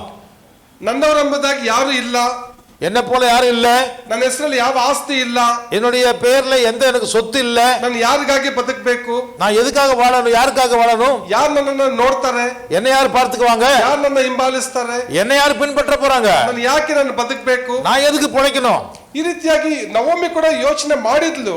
இப்படி கூட ஒருவேளை நகோமி நினைத்திருக்கலாம். ಆದರೆ ರೂತಳಿಗೆ ನವೋಮಿ ಒಂದು ಮಾದರಿಯಾಗಿದ್ಲು. ஆனால் ரூத்துக்கு பொறுத்த வரைக்கும் நகோமி தான் அவளை பின்பற்றக்கூடியவளாக ஒரு தலைவியாக இருக்கிறாள். ನವೋಮಿ ಬಹಳ ಒಂದು ಬುದ್ಧಿವಂತಳಾಗಿ, நகோமிக்கு நல்ல ஒரு புத்திசாலியாக, ರೂತಳು ಯಾವ ಹೊಲದಲ್ಲಿ ಹಕ್ಕಲಾಯಬೇಕೆಂಬುದಾಗಿ ಆಲೋಚನೆಯನ್ನ ಕೊಟ್ಟಳು. அவள் எந்த இடத்திலே போய் எந்த வயலிலே போய் வேலை பார்க்க வேண்டும் என்று சரியாக ஆலோசனை கொடுக்கக்கூடிய நல்ல ஒரு தலைவியாக இருக்கிறாள். ಒಂದು ವೇಳೆ ರೂತಳು ಬೇರೆ ಹೊಲಕ್ಕೆ ಹೋಗಿದ್ರೆ ಅವಳಿಗೆ ಅಪಾಯ ಇರ್ತಾ ಇತ್ತು. ஒருவேளை நகோமி சரியாக வழி நடத்தாமல் விட்டிருந்தால் ரூத் ஒரு தவறான இடத்திற்கு போய் வாழ்க்கை கெட்டு போயிருக்கும். ಏಕೆಂದ್ರೆ ಬೋವಾಜನು ನವೋಮಿಗೆ ಸಮೀಪ ಬಂಧುವಾಗಿದ್ದನು. ஏன் அப்படிப்பட்ட இடத்திலே அவள் தன் மருமகளை வழி நடத்தினாள் என்று சொன்னால், அந்த போவாஸ் என்கிறவன் இந்த நகோமிக்கு நெருங்கின சொந்தக்காரனாக இருக்கின்றான். ಇದನ್ನ ಮುಂಜಾನೆ ನಾವು ಕೂಡ ಈ ನಾಯಕತ್ವದ ವಿಷಯದಲ್ಲಿ ನಾವು ಆಲೋಚಿಸುವಂತ ಸಮಯದಲ್ಲಿ, இந்த காலை வேளையிலே நாமும் கூட இந்த காரியங்களெல்லாம் நாம் யோசிக்கிற வேளையிலே, ನಾನು ಒಂದು ಉತ್ತಮ ನಾಯಕ ನಾಯಕಿ ಆಗಬೇಕೆಂಬುದಾಗಿ ಆಸೆ ಪಡುವಂತವರ நான் ஒரு உத்தமனான ஒரு நல்ல ஒரு தலைவனாக தலைவியாக இருக்க வேண்டும் என்று நீங்கள் நினைத்து, ನಾವು ಮೋಶೆ ಮತ್ತು ನವೋಮಿಯನ್ನು ನಾವು ಜ್ಞಾಪಕ ಮಾಡಿಕೊಳ್ಳೋಣ. மோசேயையும் நகோமியையும் நாம் நம்முடைய ஞாபகத்திலே வைத்துக் கொள்ளுவோம். ಅವರಲ್ಲಿರುವಂತ ಒಂದು ತಾಳ್ಮೆ, ಒಂದು ಗುಣ ನಡತೆಗಳನ್ನು ನಮ್ಮ ಜೀವನದಲ್ಲಿ ಅಳವಡಿಸಿಕೊಳ್ಳೋಣ. இந்த ரெண்டு பேரில் இருக்கக்கூடிய தாழ்மையும் குறித்து, மனத்தாழ்மையை குறித்து, சாந்த குணத்தை குறித்து, நம்பிக்கை குறித்து நாமும் கூட யோசிக்கலாம். ಮೂರನೇದಾಗಿ ನಾವು 2 ಅರಸುಗಳು 2ನೇ ಅಧ್ಯಾಯಕ್ಕೆ ನಾವು ತಿರುಗಿಸೋಣ. மூன்றாவதாக 2 ராஜாக்கள் 2ஆம் அதிகாரம் 2ನೇ ಅಧ್ಯಾಯ 2ஆம் அதிகாரம் 1-2 ವಚನ, 1ರಿಂದ 8 ಇದೆ, ಬಟ್ ಕೆಲವು ವಚನ ಮಾತ್ರ ನಾವು ಓದಿಕೊಳ್ಳೋಣ. 2 ராஜாக்கள் 2ஆம் அதிகாரம் 1-2 ವಚನங்களை நாம் படிக்கலாம். ಯೆಹೋವನು ಎಲಿಯನನ್ನು ಸುಳಿಗಾಳಿಯ ಮುಖಾಂತರವಾಗಿ ಪರಲೋಕಕ್ಕೆ ಸೇರಿಸುವ ಸಮಯ ಬಂದಾಗ ಎಲಿಯನು ಎಲೀಷನೊಡನೆ ಗಿಲ್ಗಾಲನ್ನು ಬಿಟ್ಟು ಹೊರಟನು. ಆಗ ಎಲಿಯನು ಎಲೀಷನಿಗೆ, ದಯವಿಟ್ಟು ನೀನು ಇಲ್ಲೇ ಇರು, ಯೆಹೋವನು ನನಗೆ ಬೇತೇಲಿಗೆ ಹೋಗಬೇಕೆಂದು ಆಜ್ಞಾಪಿಸಿದ್ದಾನೆ ಅನ್ನಲು ಎಲೀಷನು, ಯೆಹೋವನಾಣೆ, ನಿನ್ನ ಜೀವದಾಣೆ, ನಾನು ನಿನ್ನನ್ನು ಬಿಟ್ಟು ಹೋಗುವುದಿಲ್ಲ ಎಂದು ಉತ್ತರ ಕೊಟ್ಟನು. ನಾವು 8-9 ವಚನ ಓದುವವರೆಗೂ ನಾವು ಅಲ್ಲಿ ಮುಖ್ಯವಾಗಿ ನಾವು ನೋಡುವಂತ ವಿಚಾರ ಏನಂದ್ರೆ, இந்த வசனங்களிலே நாம் பார்க்கக்கூடிய மிக முக்கியமான அம்சம் என்னவென்றால், ಹಳೆ ಒಡಂಬಡಿಕೆಯಲ್ಲಿ ಪ್ರವಾದಿಯಂತ ಎಲಿಯನ್ನು ಎಲ್ಲಾ ಪ್ರವಾದಿಗಳಿಗೂ ಒಂದು ತಂದೆಯಾಗಿದ್ದಾನೆ. பழைய ஏற்பாட்டில் இருக்கக்கூடிய எல்லா தீர்க்கதரிசிகளுக்கும் ஒரு தகப்பனை போல இருக்கிற ஒரு தீர்க்கதரிசி தான் இந்த எலியா. ಆತನ ಒಂದು ಪ್ರವಾದನ ಒಂದು ಸೇವೆ, அந்த மனிதனுடைய தீர்க்கதரிசனம் ஒரு ஊழியம், ಆತನ ಮೂಲಕವಾಗಿ ದೇವರು ಮಾಡಿದಂತ ಅದ್ಭುತ ಕಾರ್ಯಗಳು, அந்த எலியா மூலமாக தேவன் செய்த அற்புதமான காரியங்கள் ಕೇವಲ ಇಸ್ರೇಲ್ ದೇಶದ ಮೇಲೆ ಮಾತ್ರವಲ್ಲ, அது வெறும் இஸ்ரேல் தேசத்திற்குள்ளே மாத்திரமல்ல, ಅನ್ಯ ದೇಶದ ಮೇಲೆ ಕೂಡ ಅದು ಪ್ರಭಾವ ಬೀರುವಂತ ಒಂದು ಕಾರ್ಯವಾಗಿತ್ತು. அந்நிய தேசத்தில் இருக்கக்கூடிய ஜனங்களுக்கு கூட அது வசீகரிக்கக்கூடியதாக இருந்தது. ಈಗ ಪ್ರವಾದಿ ಅಂತ ಒಂದು ಎಲಿಯನಿಗೆ ಎಲೀಷನು ಒಬ್ಬ ಸೇವಕನಾಗಿದ್ದಾನೆ. இங்க பார்க்கும் பொழுது இந்த எலியாவுக்கு ஒரு வேலைக்காரனாக எலிசா வருகிறான். ಎಲಿಷಾ ಒಂದು ಶ್ರೀಮಂತ ಕುಟುಂಬದಿಂದ ಬಂದಂತವನು. எலிசா யாருன்னு சொன்னால் அவர் சாதாரண ஒரு ஆள் அல்ல, அவனுக்கு பெரிய பணக்கார வீட்டு பிள்ளை. ಆತನಿಗೆ ಬಹಳ ಒಂದು ಭೂಮಿ ಇತ್ತು, அவனுக்கு நிறைய நிலங்கள் இருந்தது. ಎಲಿಯ ಬಂದು ಆತನನ್ನು ಹಿಂಬಾಲಿಸಿ ಎಂಬುದಾಗಿ ಹೇಳುವಾಗ, எலியா வந்து வாப்பா என் பின்னாடி வா என்று கூப்பிடும் பொழுது, ಎಲಿಷನ್ ಬಂದು 12ನೇ ಒಂದು ಜೋಡಿನ ಎತ್ತನವನ್ನು ಉಳುತ್ತಿದ್ದಾನೆಂಬುದಾಗಿ ನಾವು ನೋಡ್ತೀವಿ. அவன் வந்து 12 ஜோடி எருதுகளை வைத்துக் கொண்டு, அவன் மாடுகளை வைத்துக் கொண்டு அந்த நிலங்களை எல்லாம் உழுது கொண்டு இருந்தான். ಅಂದ್ರೆ 12ನೇದು ಮಾತ್ರ ಒಂದಲ್ಲ, ಎಲ್ಲಾ ಜೋಡಿ ಎತ್ತುಗಳೆಲ್ಲ ಅವಂದೇ. அதாவது அந்த அவன் உழுத மாடுகள் மட்டுமல்ல, அங்க இருக்கக்கூடிய அத்தனை மாடுகளுமே இவனுடைய சொந்தம் தான். ನೀವು ಜಸ್ಟ್ ಯೋಚನೆ ಮಾಡ್ರಿ, ಅವನು ಕರೆದ ತಕ್ಷಣ ಎಲಿಷಾ ಎಲ್ಲವನ್ನು ತ್ಯಾಗ ಮಾಡಿ ಆತನು ಎಲಿಯನನ್ನು ಹಿಂಬಾಲಿಸ್ತಾನೆ. ஆனால் எலிசா எப்படியாக எலியாவை பின்பற்றினான் தெரியுமா? அவன் தனக்கு உள்ள சொத்துக்கள் எல்லாவற்றையும் விட்டு அவன் அதை அப்படியே தானம் பண்ணிவிட்டு வெறுங்கையோடு கூட எலியாவுக்கு பின்பாக வந்தான். ಯಾವ ರೀತಿ ಹೊಸ ಒಡಂಬಡಿಕೆಯಲ್ಲಿ ಯೇಸು ಕ್ರಿಸ್ತನು ನನ್ನನ್ನು ಹಿಂಬಾಲಿಸಿ ಎಂಬುದು ಹೇಳಿದಾಗ ಶಿಷ್ಯರು ಯೇಸುವನ್ನು ಹಿಂಬಾಲಿಸಿದರು. புதிய ஏற்பாட்டில் எப்படியாக இயேசு தன்னுடைய சீஷர்களை என்னை பின்பற்றினால் சொன்ன பொழுது எல்லாவற்றையும் விட்டுவிட்டு எப்படி பின்பற்றினார்களோ அதுபோல, ಆದ್ರೆ ಒಂದು ಗಿಲ್ಗಾಲ್ ಅನ್ನುವಂತ ಒಂದು ಸ್ಥಳಕ್ಕೆ ಬಂದಾಗ, அங்க இருந்து கில்கால் என்கிற இடத்திற்கு வரும் பொழுது ದೇವರು ಒಂದು ಎಲಿಯನಿಗೆ ಒಂದು ಪ್ರಕಟ ಮಾಡ್ತಾರೆ. தேவன் அவனுக்கு ஒரு விஷயத்தை வெளிப்படுத்துகிறார். ನೀನು ಇವಾಗ ಎತ್ತಲ್ಪಡುತ್ತಿ, நீ இப்பொழுது மேலே எடுத்துக்கொள்ளப்பட போகிறாய். ಈಗ ಗಿಲ್ಗಾಲಿನಲ್ಲಿ ಎಲಿಷನಿಗೆ ಹೇಳ್ತಾನೆ, கில்கால்ங்கிற இடத்துக்கு வரும் சமயத்தில் எலிசாவிற்கு எலியா தீர்க்கதரிசி சொல்லுகின்றான், ಎಲಿಷಾ ನೀನು ಇಲ್ಲೇ ಇರು, ದೇವರು ನನಗೆ ಇನ್ನೊಂದು ಜಾಗದಲ್ಲಿ ನನ್ನ ಕರೀತಾ ಇದ್ದಾರೆ, ನಾನು ಇಲ್ಲಿಂದ ನಾನು ಮತ್ತೊಂದು ಸ್ಥಳಕ್ಕೆ ನಾನು ಬೆತೇಲ್ಗೆ ನಾನು ಹೋಗ್ಬೇಕು ಎಂಬುದಾಗಿ. எலிசா, நீ என்னை பின்பற்றிருந்து போதும்பா, நீ இங்கே இருந்துக்கோ, என்னை கர்த்தர் என்னை வேற இடத்துக்கு வரும்படி சொல்லுகின்றார், நான் அங்கே போக போகின்றேன். ಆ ಬೆತೇಲ್ಗೆ ಹೋದಂತ ಸಮಯದಲ್ಲಿ இப்படியாக சொல்லிக்கொண்டு அவன் பெத்தேல் இடத்துக்கு போகும் பொழுது ಎಲಿಷನು ಎಲಿಯನೊಂದಿಗೆ ಬೆತೇಲಿಗೆ ಹೋಗ್ತಾನೆ.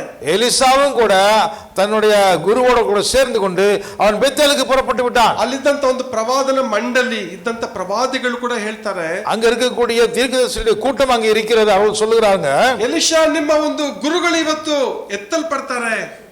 எப்பா எலிசா, உன்னுடைய குரு இன்னைக்கு மேல போயிருவாராமே சொல்லிக்கிறாங்களே, ನಿನಗೆ ವಿಷಯ ಗೊತ್ತಿಲ್ವಾ? ನಿನಗೆ தெரியாத விஷயம். ನೀನ್ ಯಾಕೆ ಸುಮ್ನೆ ಆತನ ಹಿಂಬಾಲಿಸ್ತೀಯ? ನೀನು அவர் மேல போறவரை பாரு விட்டு எதுக்கு தெரியல சும்மா பண்ணி போயிட்டு இருக்கிற? ದೇವರು ಆತನ ಕರೀತಾ ಇದ್ದಾರೆ, தேவன் அவரை அழைக்கிறார். ಆದ್ರೆ ಎಲಿಷಾ ಹೇಳ್ತಾನೆ, ನೀನ್ ಸುಮ್ನೆ ಇರು, அப்போ ನನಗೆ ಗೊತ್ತು. எலிசா சொல்ற, ஏய் வாயமுட, எனக்கு தெரியும்பா.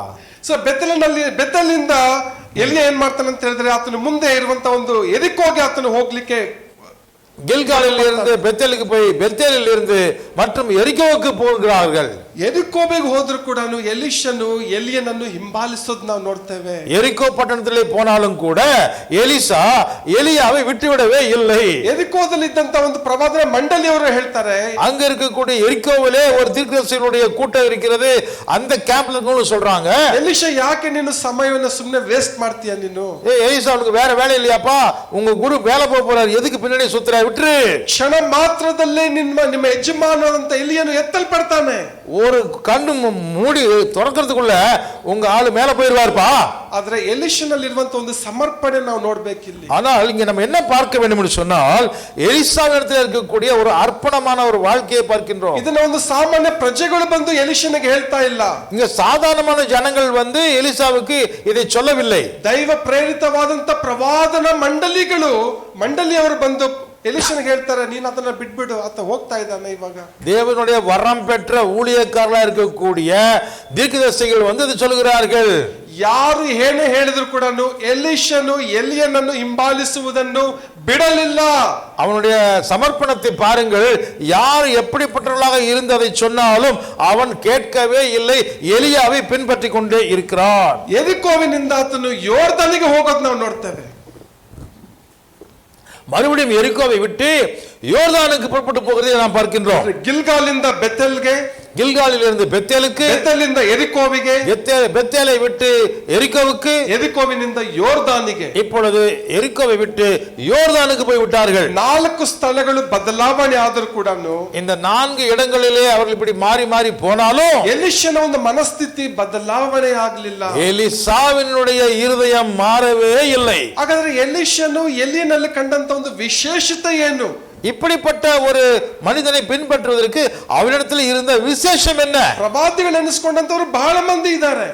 பிரவாதிகள் என்று சொன்னால், தீர்க்கதரிசி சொன்னா அநேகர் இருக்கிறாங்க இல்லையா? ಆದ್ರೆ ಎಲಿಷನಿಗೆ ಯಾಕೆ ಎಲಿಯನನ್ನೇ ಹಿಂಬಾಲಿಸಬೇಕೆಂಬ ಒಂದು ಆಸೆ ಆತನಿಗೆ ಯಾಕೆ ಬಂತು? ஆனால் இந்த எலியாவை விட்டு நான் போகவே மாட்டேன் என்று சொல்லி எலிசா ஏன் பின்பற்ற வேண்டும்?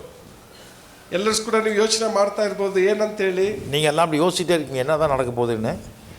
ಆದ್ರೆ ಆತನು ಹೇಳ್ತಾನೆ, ಎಲಿಯನಲ್ಲಿರುವಂತ ಒಂದು 2ರಷ್ಟು ಆತ್ಮವನ್ನು ನನಗೆ ಕೊಡು ಎಂಬುದಾಗಿ ಆತನು ಕೇಳಿಕೊಳ್ಳೋದು ನಾವು ನೋಡ್ತೇವೆ. இதன்படியாக நம்ம அப்படியே பார்த்து கொண்டே வந்தால் எலிசா என்ன எதிர்பார்க்கிறான், என்ன கேட்கிறான்னு சொன்னால், எலியாவே உங்ககிட்ட இருக்கக்கூடிய அந்த ஆவியினுடைய பலத்தை எனக்கு 2 மடங்கு எனக்கு நீ கொடுக்கணும். ಈ ಒಂದು ದೇವರ ಒಂದು ಅಭಿಷೇಕ ಪ್ರವಾದಿ ಅಂತ ಒಂದು ಎಲಿಯನ ಮೇಲೆ ಇತ್ತು. தேவ ஆவியானவருடைய அபிஷேகம் இந்த எலியாவின் மேலே இருந்தது. ಯಾವುದೊಂದು ಐಶ್ವರ್ಯ ಅಲ್ಲ, ಸ್ಥಾನಮಾನ ಅಲ್ಲ. இது வெறும் ஒரு பணக்காரன் என்கிற ஒரு அந்தஸ்தி கொடுக்கிற ஒரு விஷயம் அல்ல. ಕೆಲವರು ಯಾಕೆ ಕೆಲವ್ರನ್ನ ಬಿಟ್ಟೆ ಹೋಗೋದಿಲ್ಲ ಅಂದ್ರೆ ಅವ್ರದ್ದು ಏನಾದ್ರೂ ಆಸ್ತಿ ಇರ್ಬೋದು, ಏನಾದ್ರೂ ಸಿಗ್ಬೋದು ಅಂತ ಹೇಳಿ ಯೋಚನೆ ಮಾಡ್ತಾರೆ. சில பேரை விட்டு நாம் ஏன் விட்டு விட மாட்டேங்கிறோம்னு சொன்னா, அவங்க கிட்ட இருந்து ஏதாவது நமக்கு ஒரு ஆதாயம் கிடைக்கும், பணக்காரர்களா இருப்பாங்க, வசதி இருக்கும். ಆದ್ರೆ ಯೋರ್ದಾನಿನ ಒಂದು ಸ್ಥಳಕ್ಕೆ ಬಂದಾಗ, ஆனால் யோர்தானுக்கு வரும்போது ಎಲಿಯ ಕೇಳ್ತಾನೆ ಎಲಿಷನಿಗೆ, ನೀನ್ ಏನನ್ನ ಬೇಡ್ಕೊಳ್ತಾ ಇದೀಯ? ಯಾಕೆ ನನ್ನ ಹಿಂದೆ ನೀನ್ ಬರ್ತಾ ಇದೀಯ? ನೀನು எலியா கேட்கிறாரு, ஏப்பா என்னதாம்பா உனக்கு வேணும், ஏன் என் பின்னாடியே வந்துட்டு இருக்கிற? ನಿನಗಿರುವಂತ ಒಂದು 2ರಷ್ಟು ಆತ್ಮನ ಬಲ ನನಗೆ ಕೊಡು ಎಂಬುದಾಗಿ ಆತನು ಕೇಳೋದು ನಾವು ನೋಡ್ತೇವೆ. எலியா உங்கள்ட்ட இருக்கக்கூடிய ஆவியினுடைய பலம் இருக்குது இல்லையா, அது எனக்கு 2 மடங்கு நீ கொடுத்துட்டு போ. ಹಾಗಾದ್ರೆ ಎಲಿಷನು 2ರಷ್ಟು ಒಂದು ಆಶೀರ್ವಾದವನ್ನ ಎಲಿಯನಿಂದ ಅವನು ಹೊಂದಿಕೊಂಡದನ್ನ ನಾವು ನೋಡ್ತೇವೆ. இந்த சம்பவத்தினுடைய கடைசியில பார்க்கும் பொழுது எலிசா எதிர்பார்த்தபடியே எலியாவினுடைய இரட்டிப்பான பலம் அவனுக்கு கிடைத்தது. ಈ 2ನೇ ಅಧ್ಯಾಯ 15ನೇ ವಚನದಲ್ಲಿ 2ஆம் அதிகாரம் 15வது வசனத்திலே, ದೂರದಲ್ಲಿ ನಿಂತಿದ್ದ ಯೆರಿಕೋವಿನ ಪ್ರವಾದ ಮಂಡಳಿಯವರು ಇದನ್ನು ಕಂಡು ಎಲಿಯನಿಗಿದ್ದ ಆತ್ಮವು ಎಲಿಷನ ಮೇಲೆ ಬಂದಿತ್ತೆಂದು ತಿಳಿದುಕೊಂಡು ಅವನನ್ನು ಎದುರುಗೊಂಡು ಅವನಿಗೆ ಸಾಷ್ಟಾಂಗ ನಮಸ್ಕಾರ ಮಾಡಿದರು. எரிகோவில் பார்த்து கொண்டு நின்ற தீர்க்கதரிசிகளின் புத்திரர் அவனை கண்டவுடனே எலியாவின் ஆவி எலிசாவின் மேல் இறங்கி இருக்கிறது என்று சொல்லி அவனுக்கு எதிர்கொண்டு போய் தரை மட்டும் குனிந்து அவனை வணங்கினார்கள். ಅಲ್ಲಿದ್ದಂತ ಎಲ್ಲ ಪ್ರವಾದನ ಮಂಡಳಿಗೆ ಗೊತ್ತಾಯಿತು. அங்கு இருக்கக்கூடிய தீர்க்கதரிசிகளுடைய புத்திரர் அனைவருக்கும் அது தெரிந்து விட்டது. ಎಲಿಯನ ಮೇಲೆ ಇದ್ದಂತ ಪವಿತ್ರಾತ್ಮನ ಒಂದು ಅಭಿಷೇಕ ಎಲಿಷನ ಮೇಲೆ ಬಂದಿದೆ ಎಂಬುದಾಗಿ. எலியாவின் மேலே தங்கி இருந்த அந்த ஆவியானவருடைய பலம் அவனுக்கு இரட்டிப்பாக இவனுக்கு வந்து விட்டது. ನೋಡ್ರಿ, ಎಲಿಷನನ್ನ ಅನೇಕರು ಟೀಕೆ ಮಾಡಿದ್ರು. ஆனால் அங்கே சில பேர் எலிசாவை பார்த்து பரியாசம் செய்தார்கள். ನೀನು ಹಿಂಬಾಲಿಸುವುದನ್ನ ಬಿಟ್ಬಿಡು, நீ என்ன பண்ணு, அவன் பின்பற்றதை விட்டுரு. ಆದರೆ ಎಷ್ಟು ಒಂದು 5-6 ಸ್ಥಳಗಳಿಗೆ ಆತನು ಎಷ್ಟು ದೂರ ಪ್ರಯಾಣ ಮಾಡಿದ್ರು ಕೂಡ ಎಲಿಷನ ಎಲಿಯನನ್ನು ಬಿಡಲಿಲ್ಲ ಎಂಬುದಾಗಿ ನಾವು ನೋಡ್ತೇವೆ. இடம் விட்டு இடம் மாறி மாறி 5-6 இடம் போனாலுமே எலிசா எலியாவை பின் தொடர்வதை விட்டுவிடவே இல்லை. ನಮ್ಮ ಮೈಸೂರು ಬಿಬ್ಲಿಕಲ್ ಬ್ಯಾಪ್ಟಿಸ್ಟ್ ಸಭೆಗಾಗಿ ನಾವು ಸ್ತೋತ್ರ ಮಾಡಬೇಕು. நம்முடைய மைசூர் பிப்ளிக்கல் பேப்டிஸ்ட் சபைக்காக நான் கர்த்தரை ஸ்தோத்திரிக்கிறேன். ಮೈಸೂರಲ್ಲಿ ಬೇರೆ ಬೇರೆ ಸ್ಥಳಗಳನ್ನ ಬದಲಾವಣೆ ಮಾಡಿದ್ರು ಕೂಡ எத்தனையோ இடங்களில பாஸ்டர் இடங்களை மாத்தி மாத்தி போயிருந்தாலும் ನೀವು ಬಹಳ ನಂಬಿಗಸ್ತರಾಗಿ ನೀವು ಕರ್ತನನ್ನು ಹಿಂಬಾಲಿಸ್ತಾ ಇದ್ದೀರಿ. ஆமென், ஹalleluya. ನೀವು ಎಲ್ಲರೂ கர்த்தரை நம்பிக்கொண்டு வந்து கொண்டே இருக்கிறீங்க இந்த சபைக்கு. ನಮಗೆ ಆಡಂಬರವಾದಂತ ಒಂದು ಸ್ಥಳ ಇಲ್ಲ ಅಂದ್ರೂ ಕೂಡ, ஒருவேளை நமக்கு ಆಡಂಬರವಾದ ಸ್ಥಳ ಇಲ್ಲ, ரொம்ப வசதியான இடமா இல்லாம இருந்தாலும் ದೇವರು ಕೊಟ್ಟಂತ ಜಾಗದಲ್ಲಿ ನಾವು ತೃಪ್ತರಾಗಿ, தேவன் கொடுத்திருக்கிற இந்த இடத்திலே நம்ம திருப்தி உள்ளவர்களாக ವಾಕ್ಯವನ್ನು ಕೇಳುತ್ತಾ, வசனத்தை கேட்டுக்கொண்டு, ವಿಧೇಯರಾಗುತ್ತಾ, கீழ்ப்படிந்து கொண்டு ಯೇಸುವಿಗೆ ಸಾಕ್ಷಿಗಳಾಗಿದ್ರೆ ಸಾಕು. இயேசுவுக்கு சாட்சியா இருந்தாவே போதும். ಏಕೆಂದ್ರೆ ನಾವು ರೋಮನ್ ಕಥೋಲಿಕ್ ಇಂದ ಬಂದಿರೋದು. ஏனென்றால் நாங்கள் ரோமன் கத்தோலிக்க குடும்பத்துல வந்திருக்கிறோம். ನಮಗೆ ಚರ್ಚ್ ಅಂದ್ರೆ ನಮಗೆ ಬಿಲ್ಡಿಂಗ್ ಕರೆಕ್ಟ್ ಪಕ್ಕ ಇರಬೇಕು, ದೊಡ್ಡದಾಗಿರ್ಬೇಕು. எங்களை பொறுத்த வரைக்கும் சர்ச்சுன்னு சொன்னா சூப்பரா இருக்கணும், பில்டிங் பெருசா இருக்கணும், ದೊಡ್ಡ ಒಂದು ಕ್ರಾಸ್ ಮತ್ತೆ ಫುಲ್ ಲೈಟಿಂಗ್ಸ್ ಇರಬೇಕು, ಶೈನಿಂಗ್ ಇರಬೇಕು, ಸ್ಟೇಜ್ ಎಲ್ಲ பெரிய லைட் இருக்கணும், பெரிய சிலுவை இருக்கணும், அது மேல வெளிச்சம் பளிர்னு அடிக்கணும். ಕ್ಯಾಥಲಿಕ್ ಅಲ್ಲಿ ಪುಲ್ಪಿಟ್ ಬಂದ್ಬಿಟ್ಟು ಅಲ್ಲಿಂದ ಇಲ್ಲೋರ್ಗು ಇರ್ತದ ಒಂದು ಕಲ್ಲಿಂದು. அங்க அந்த சபையில நாங்க போயிட்டு இருந்த அந்த கேத்தலிக் சபையில அந்த அந்த ஓரத்துல இருந்து அந்த ஓரம் வரைக்கும் பெருசா இருக்கும். 4-5 ಪ್ರೀಸ್ಟ್ ಬೇಕಾದ್ರೆ ನಿಂತ್ಕೊಳ್ಬಹುದು. அங்க 4-5 பாதிரிங்க நின்று கொள்ள முடியும். ಸುಮಾರು 1000 ಜನ ಕುತ್ಕೊಳ್ಳೋಷ್ಟು ಎಲ್ಲ ಒಂದು ಬೆಂಚಸ್ ಎಲ್ಲ ವುಡನ್ ಬೆಂಚಸ್ ಎಲ್ಲ, ஆயிரக்கணக்கான ஜனங்க உட்காரக்கூடிய அளவிற்கு வசதியான மர சேர்கள் அங்க இருக்கும். ನೀವು ಪ್ಲಾಸ್ಟಿಕ್ ಬೆಂಚ್ಗಳೆಲ್ಲ, ನೀವು ಪ್ಲಾಸ್ಟಿಕ್ ಚೇರ್ಸ್ ಎಲ್ಲ ನೋಡೋದಿಲ್ಲ ಜಾಸ್ತಿ. அங்கெல்லாம் நீங்க போய் இந்த மாதிரி டப்பா சேர் எல்லாம் பார்க்கவே முடியாது. பிளாஸ்டிக்ல ಪಾಶ್ ಆಗಿರುವಂತ ಚರ್ಚಸ್ ரொம்ப ಐಶ್ವರ್ಯமா இருக்கும், ரொம்ப அருமையா இருக்கும். ಸೊ ನಾವು ಅದರಲ್ಲಿ ಬೆಳೆದ ಮೇಲೆ 18 ವಯಸ್ಸಲ್ಲಿ ಯೇಸು ಸ್ವಾಮಿ ನಂಬದ ಮೇಲೆ அந்த மாதிரி சபையில தான் நாங்க வளர்ந்தோம். 18 வயசு வந்ததுக்கு அப்புறம் 93-94ರಲ್ಲಿ 93-94 வருஷத்துல ನಾವು ಹೋಗದಿಂದ ಒಂದು ಸಭೆ ಬಂದು ಒಂದು ಬಾಡಿಗೆ ಒಂದು ಸಭೆ ಆಗಿತ್ತು. ஆனா நாங்க போயிட்டு சபை சின்னூண்ட ஒரு வாடகை வீட்டுல நடக்கக்கூடிய இடம் மாறி போச்சு. ಆ ಸಭೆಗೆ ಬೋರ್ಡೇ ಇಲ್ಲ.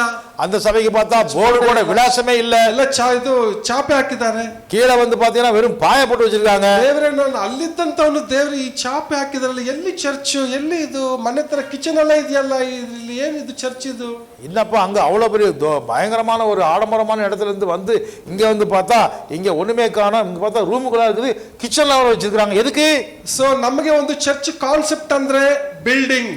நமக்கு எப்படி மனசுலன்னா சபைன்னு சொன்னா அது ஒரு மிகப்பெரிய மாபெரும் கட்டிடமாக இருக்க வேண்டும். ಅದರ ಸತ್ಯ ಗೊತ್ತಾದ ಮೇಲೆ, ஆனால் சத்தியம் தெரிந்த பிறகு ಇಲ್ಲಿರುವಂತ ನಾವು ಒಬ್ಬೊಬ್ಬರು ಸಭೆಯಾಗಿದ್ದೇವೆ. நாம் இங்க இருக்கக்கூடிய அத்தனை பேரும் சேர்ந்து தான் நம்ம சபையாக இருக்கிறோம். We carry the presence of God wherever we go.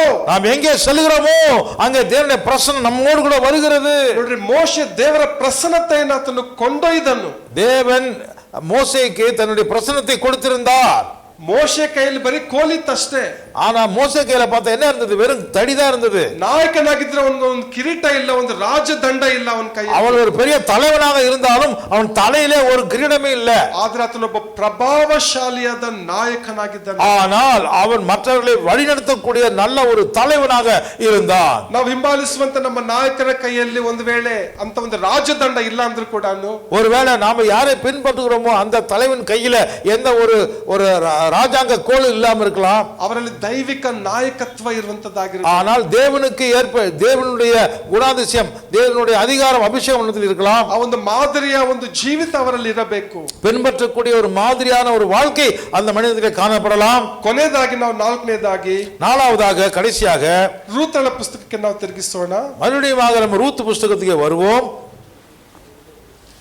ಸಾರಿ, ಎಸ್ತರಲ್ಲಿ ಒಂದು ಪುಸ್ತಕಕ್ಕೆ ನಾವು ಬರೋಣ. ಸಾರಿ, மறுபடியும் ரூத்துக்கு இல்ல, எஸ்தர் புஸ்தகத்துக்கு நாம் போகலாம். ಓಕೆ, 4ನೇ ಅಧ್ಯಾಯ 14 ಮತ್ತು 15 ವಚನ ಓದಿಕೊಳ್ಳೋಣ. 4வது அதிகாரம் 14, 15 வசனங்களை வாசிப்போம். ಎಸ್ತರನ ಪುಸ್ತಕ 4, 14, 15. எஸ்தர் 4ஆம் அதிகாரம் 14, 15. நீ இந்த காலத்திலே மௌனமாய் இருந்தால் யூதருக்கு சகாயமும் ரட்சிப்பும் வேறொரு இடத்திலிருந்து எழும்பும். அப்பொழுது நீயும் உன் தகப்பன் குடும்பத்தாரும் அழிவீர்கள். நீ இப்படிப்பட்ட காலத்துக்கு உதவியாய் இருக்கும்படி உனக்கு ராஜ மேன்மை கிடைத்திருக்கலாமே, யாருக்கு தெரியும் என்று சொல்ல சொன்னான். அப்பொழுது எஸ்தர் மொர்தெகாய்க்கு மறுபடியும் சொல்ல சொன்னது. அப்படி 17 14, 15, 16. நீ போய் சூசானில் இருக்கிற யூதரை எல்லாம் கூடி வரச் செய்து 3 நாள் அல்லும் பகலும் புசியாமலும் குடியாமலும் இருந்து எனக்காக உபவாசம் பண்ணுங்கள், நானும் என் தாதிமாரும் உபவாசம் பண்ணுவோம். இவ்விதமாக சட்டத்தை மீறி ராஜாவினிடத்திலே பிரவேசிப்பேன், நான் செத்தாலும் சாகிறேன் என்று சொல்ல சொன்னாள். ಇಲ್ಲಿ ಪಾರಸಿಯ ರಾಜನಾದ ಐಶ್ವರೋಷನ ಒಂದು ದಿನಗಳಲ್ಲಿ ನಡೆದಂತ ಒಂದು ಘಟನೆ ನಾವು ನೋಡ್ತೇವೆ. இங்கே நாம பார்க்க ஒரு காட்சி என்னவென்று சொன்னால், அகாஸ்வேரு என்று சொல்லக்கூடிய ஒரு பெர்சிய ராஜாவினுடைய அரசாட்சியில் நடந்த ஒரு சம்பவம். ಆ ರಾಜನ ಹೆಂಡತಿದಂತ ಒಂದು ರಾಣಿ ಕರೆದಂತ ಸಮಯದಲ್ಲಿ ಬರದೇ ಇದ್ದ ನಿಮಿತ್ತವಾಗಿ அந்த ராஜாவினுடைய மனைவியாகிய ராணியை அவர் எல்லாருக்கும் முன்பாக வரும்படி அழைத்தாள். ஆனால் அவள் வரவில்லை. அந்த காரணத்தினால ಆಕೆಯನ್ನು ರಾಣಿಯ ಪಟ್ಟದಿಂದ ತೆಗೆದು ಹಾಕಿದ ಮೇಲೆ, ராணி என்கிற பட்டத்து ராணியை அவன் எடுத்து விட்டார்கள். ರಾಜನಿಗೆ ಮತ್ತೊಂದು ರಾಣಿಯನ್ನು ಆಯ್ಕೆ ಮಾಡುವಂತ ಒಂದು ಪ್ರಕ್ರಿಯೆಯಲ್ಲಿ இப்பொழுது ராஜாவுக்கு ஒரு பட்டத்து ராணியை ஏற்படுத்துவதற்காக ಬಂದಂತ ಅನೇಕ ಹೆಣ್ಣು ಮಕ್ಕಳಲ್ಲಿ ದೇವರು ಎಸ್ತೇರಳನ್ನು ದೇವರು ಆರಿಸಿಕೊಂಡರು. அதற்காக அநேக பெண்கள் தேர்ந்தெடுக்கப்பட்டிருந்தாலும் அவருக்கு நடுவிலே எஸ்தரை தான் அந்த ராஜா ஏற்றுக்கொண்டான். ಈಗ ಒಂದು ಇಸ್ರಾಯೇಲ್ ಜನರು ಸುಮಾರು 127 ಸಂಸ್ಥಾನಗಳಲ್ಲಿ ಅವರು செதறிದ್ದಾರೆ, ಜೀವನ ಮಾಡ್ತಾ ಇದ್ದಾರೆ. அந்த காலத்திலே பார்த்தால் இஸ்ரேல் ஜனங்கள், யூதர்கள் எல்லாரும் 127 தேசங்களுக்கு அவர் சிதறடிக்கப்பட்டு சென்று விட்டார்கள். ಆದರೆ ಹಾಮಾನನು ಎಲ್ಲ ಇಸ್ರಾಯೇಲ್ ಜನರನ್ನು ಸಂಹಾರ ಮಾಡುವುದಕ್ಕಾಗಿ ಆತನು ಒಳಸಂಚು ಮಾಡುವುದನ್ನು ನಾವು ನೋಡ್ತೇವೆ. ஆனால் அங்கே ஒரு பகைஞன் ஒருவன் இருந்தான், அவன் பேர் ஆமான். அவன் எல்லா யூதர்களையும் கொன்று போடுவதற்கு அவன் திட்டம் போட்டான். ಆದರೆ ಮೊರ್ದೆಕೈ ಆ ಒಂದು ಬಾಗಿಲಿನ ಬಳಿಯಲ್ಲಿ ಕಾಯುತ್ತಾ, ஆனால் மொர்தெகாய் என்று சொல்லக்கூடிய அந்த எஸ்தரை வளர்த்த ஒரு தகப்பனா இருந்தவன் அங்கே வாசலிலேயே காவல்காரனாக இருந்தான். அரண்மனைய ಒಳಗಿದ್ದಂತ ಎಸ್ತೇರಳಿಗೆ, அரண்மனைக்கு உள்ளே இருந்த எஸ்தருக்கு அவன் சொல்லுகிறான், ಆತನ ಮಾರ್ಗದರ್ಶನ ಮಾಡುವುದನ್ನು ನಾವು ನೋಡ್ತೇವೆ. இங்கே வெளியிலே இருந்து கொண்டு அந்த பட்டத்து ராணியாக இருக்கக்கூடிய எஸ்தருக்கு அவன் வழிகாட்டுகிறவனாக இருக்கின்றான். ಮೊರ್ದೆಕೈ ಕೂಡ ಒಬ್ಬ ಒಂದು பிரபாவசாலியாದಂತ ಒಬ್ಬ நாயಕನಾಗಿದ್ದಾನೆ. மொர்தெகாயை குறித்து நாம படித்தால், மொர்தெகாய் என்கிற அந்த ஒரு மனுஷன் மற்றவளை தன்னுடைய ராணியை அவன் வழி நடத்தக்கூடிய தலைவனாக இருக்கின்றான். He was one of the greatest mentor of Esther. எஸ்தரை பொறுத்த வரைக்கும் அவளுக்கு சரியான வழிகாட்டியாகத்தான் இந்த மொர்தெகாய் இருந்தான். ಈಗ ಎಲ್ಲ 127 ಸಂಸ್ಥಾನದಂತ ಎಲ್ಲಾ ಯಹೂದ್ಯರನ್ನು ಸಂಹಾರ ಮಾಡಬೇಕೆಂಬ ಒಂದು ಒಳಸಂಚು ನಡೀತಾ ಇದೆ. 127 தேசங்களில் சிதறி போயிருக்கக்கூடிய எல்லா யூதர்களையும் ஒரே நாளிலே சம்ஹாரம் பண்ணி அவர்களை சாகடிக்க வேண்டும் என்கிற திட்டம் வந்தபோது, ಈ ವರ್ತಮಾನವನ್ನು ತಿಳಿದಂತ ಮೊರ್ದೆಕಾಯ್, இந்த விஷயத்தை எல்லாம் தெரிந்து கொண்ட மொர்தெகாய் என்ன செய்தார்? ಈ ವಿಷಯವನ್ನ ಎಸ್ತರಳಿಗೆ ತಿಳಿಸೋದು ನಾವು ನೋಡ್ತೇವೆ. இந்த விஷயத்தை எஸ்தருக்கு அவன் அறிவிக்கிறான். ಎಸ್ತರಳೇ, ನೀನೀಗ ರಾಜನ ಸನ್ನಿಧಿಗೆ ಹೋಗಿ ಈ ಒಂದು ವಿಜ್ಞಾಪನೆ ನಿನ್ನ ಮಾಡಬೇಕು. இந்த நிலைமையை நீ புரிந்து கொண்டு, எஸ்தரே நீ என்ன செய்ய, ராஜாவுடைய சமூகத்துக்கு நீ கடந்து போய் இதை குறித்து நீ பேசி தடுத்து நிறுத்து. 2ನೇ ಅಧ್ಯಾಯ 20ನೇ ವಚನದಲ್ಲಿ, 2ஆம் அதிகாரம் 27வது வசனத்திலே, 2ನೇ ಅಧ್ಯಾಯ 20ನೇ ವಚನದಲ್ಲಿ 2ஆம் அதிகாரம் 20வது வசனத்திலே, ಎಸ್ತರಳಾದರೂ ಮೊರ್ದೆಕೈಯ ಪರಂಪರಿಕೆಯಲ್ಲಿದ್ದ ದಿನಗಳಲ್ಲಿ ಹೇಗೋ ಹಾಗೆ ಈಗಲೂ ಅವನ ಆಜ್ಞೆಯನ್ನು ಅನುಸರಿಸುವವಳಾಗಿ ತಾನು ಇಂಥ ಕುಲದವಳು ಇಂಥ ಜನಾಂಗದವಳು ಎಂಬುದನ್ನು ತೋರ್ಪಡಿಸಲಿಲ್ಲ. ಓಕೆ, ಇದುವರೆಗೂ ಎಸ್ತರಳು ತಾನು ಯಹೂದ್ಯಳೆಂಬುದಾಗಿ யாருக்கு தோற்படிச்சுக்கொண்டில்ல. இதுவரைக்கும் நடந்த சம்பவங்கள் அத்தனையிலுமே எஸ்தர் தான் ஒரு யூத குலத்தை சேர்ந்த எபிரேய பெண் என்பதை அவள் யாருக்குமே சொல்லவில்லை. ಏಕೆಂದರೆ ಆಕೆಯು ಮೊರ್ದೆಕೈನ ಒಂದು ಆಜ್ಞೆಯನ್ನು ಅನುಸರಿಸುವವಳಾಗಿದ್ದಳು. ஏன் அப்படி இருந்தால் என்று சொன்னால், மொர்தெகாய் அப்படி சொல்லும்படி கற்பித்திருந்தான், அதன்படியே அவள் கீழ்ப்படித்திருந்தாள். ಆಕೆ ಅರಮನೆಗೆ ರಾಣಿಯಾಗಿ ಹೋಗೋದಕ್ಕಿಂತ ಮುಂಚಿತವಾಗಿ இப்படியாக அவள் ஒரு பட்டத்து ராணியாக அவள் அரண்மனை போவதற்கு முன்பதாக ಅನಾಥಳಾಗಿದ್ದಂತ ಎಸ್ತರಳಿಗೆ ಒಂದು ತಂದೆಯ ಸ್ಥಾನದಲ್ಲಿದ್ದು, அனாதையாய் தாய் தகப்பன் இல்லாதிருந்த நிலைமையிலே அவனுக்கு ஒரு தகப்பனுடைய பாத்திரத்திலே அவனுக்கு உதவி செய்தவன், ಒಬ್ಬ ಬೋಧಕನಾಗಿ, ஒரு போதகனாகவும், ಒಬ್ಬ ಮೆಂಟರ್ ಆಗಿ, ஒரு வழிகாட்டியாகவும் ಆಕೆಯನ್ನು ತಯಾರು ಮಾಡೋದನ್ನ ನಾವು ನೋಡ್ತಾ ಇದ್ದೇವೆ. அவளை அவன் ஆயத்தம் செய்கிறதை பார்க்கின்றோம். ಸಾಮಾನ್ಯವಾಗಿ ಒಂದು ಹೆಣ್ಣು ಮಗುವಿಗೆ ಅಷ್ಟೊಂದು ಸಮಯ ಕೊಟ್ಟು ಅವರನ್ನ ನಾಯಕತ್ವದಲ್ಲಿ ಬೆಳೆಸುವಂತ ಸಮಯ ಯಾರು ತಗೊಳ್ಳೋದಿಲ್ಲ ಕೆಲವು ಸಾರಿ. இப்படிப்பட்ட ஒரு பெண்ணுக்கு ஒரு யாருமே டைமை கொடுத்து நேரத்தை கொடுத்து செலவு பண்ணி எல்லாத்தையும் அவளுக்கு செய்து கொடுக்கறதுக்கு யாருக்கு என்ன இருக்காது, இன்ட்ரெஸ்டே இருக்காது, ஆர்வமே இருக்காது. ಆದ್ರೆ ಎಸ್ತರಳು ಮೊರ್ದೆಕೈನ ಒಂದು ತಂದೆಯಾಗಿ ಒಬ್ಬ ನಾಯಕನಾಗಿ ಆಕೆ ಆತನನ್ನ ಕಂಡಳು. ஆனால் எஸ்தரை பொறுத்த வரைக்கும் மொர்தெகாயை தன்னுடைய தலைவனாக பார்க்கின்றாள், தன்னுடைய வழிகாட்டியாக பார்க்கின்றாள், தனக்கு ஆலோசனை கொடுக்கிறவனாக பார்க்கின்றாள். 21ನೇ ವಚನ ನಾವು ನೋಡ್ಬೇಕಾದ್ರೆ 2ஆம் அதிகாரம் 21வது ವಚನத்தை நாம் பார்த்தால், ಆ ದಿನಗಳಲ್ಲಿ ಮೊರ್ದೆಕೈಯು ಅರಮನೆಯ ಹೆಬ್ಬಾಗಿಲಿನಲ್ಲಿ ಕೂತುಕೊಂಡಿದ್ದಾಗ ಅರಮನೆಯ ದ್ವಾರಪಾಲಕರಾದ ಬಿಗೆತಾನ್, ತೆರೇಶ್ ಎಂಬ ಇಬ್ಬರು ರಾಜ ಕಂಚುಕಿಯರು ಕೋಪವುಳ್ಳವರಾಗಿ ಅರಸನಾದ ಅಹಷ್ವೇರೋಷನಿಗೆ ವಿರೋಧವಾಗಿ ಕೈ ಎತ್ತಬೇಕೆಂದು ಒಳಸಂಚು ಮಾಡಿದರು. ಓಕೆ, ಆತನು ಅರಮನೆಯ ಹೆಬ್ಬಾಗಿಲಲ್ಲಿ ನಿಂತಿದ್ದಾನೆ ಅಷ್ಟೇ. அவன் இந்த ராஜா அரண்மனையினுடைய முக்கியமான முதல் வாசலிலே முகவாயிலே இருந்து கொண்டிருக்கிறான். ಬಾಗಿಲ ಹತ್ರ ನಿಂತ್ಕೊಂಡಂತವನು ಒಬ್ಬ ನಾಯಕ ಅಂತ ಹೇಳ್ತೀವ ನಾವು.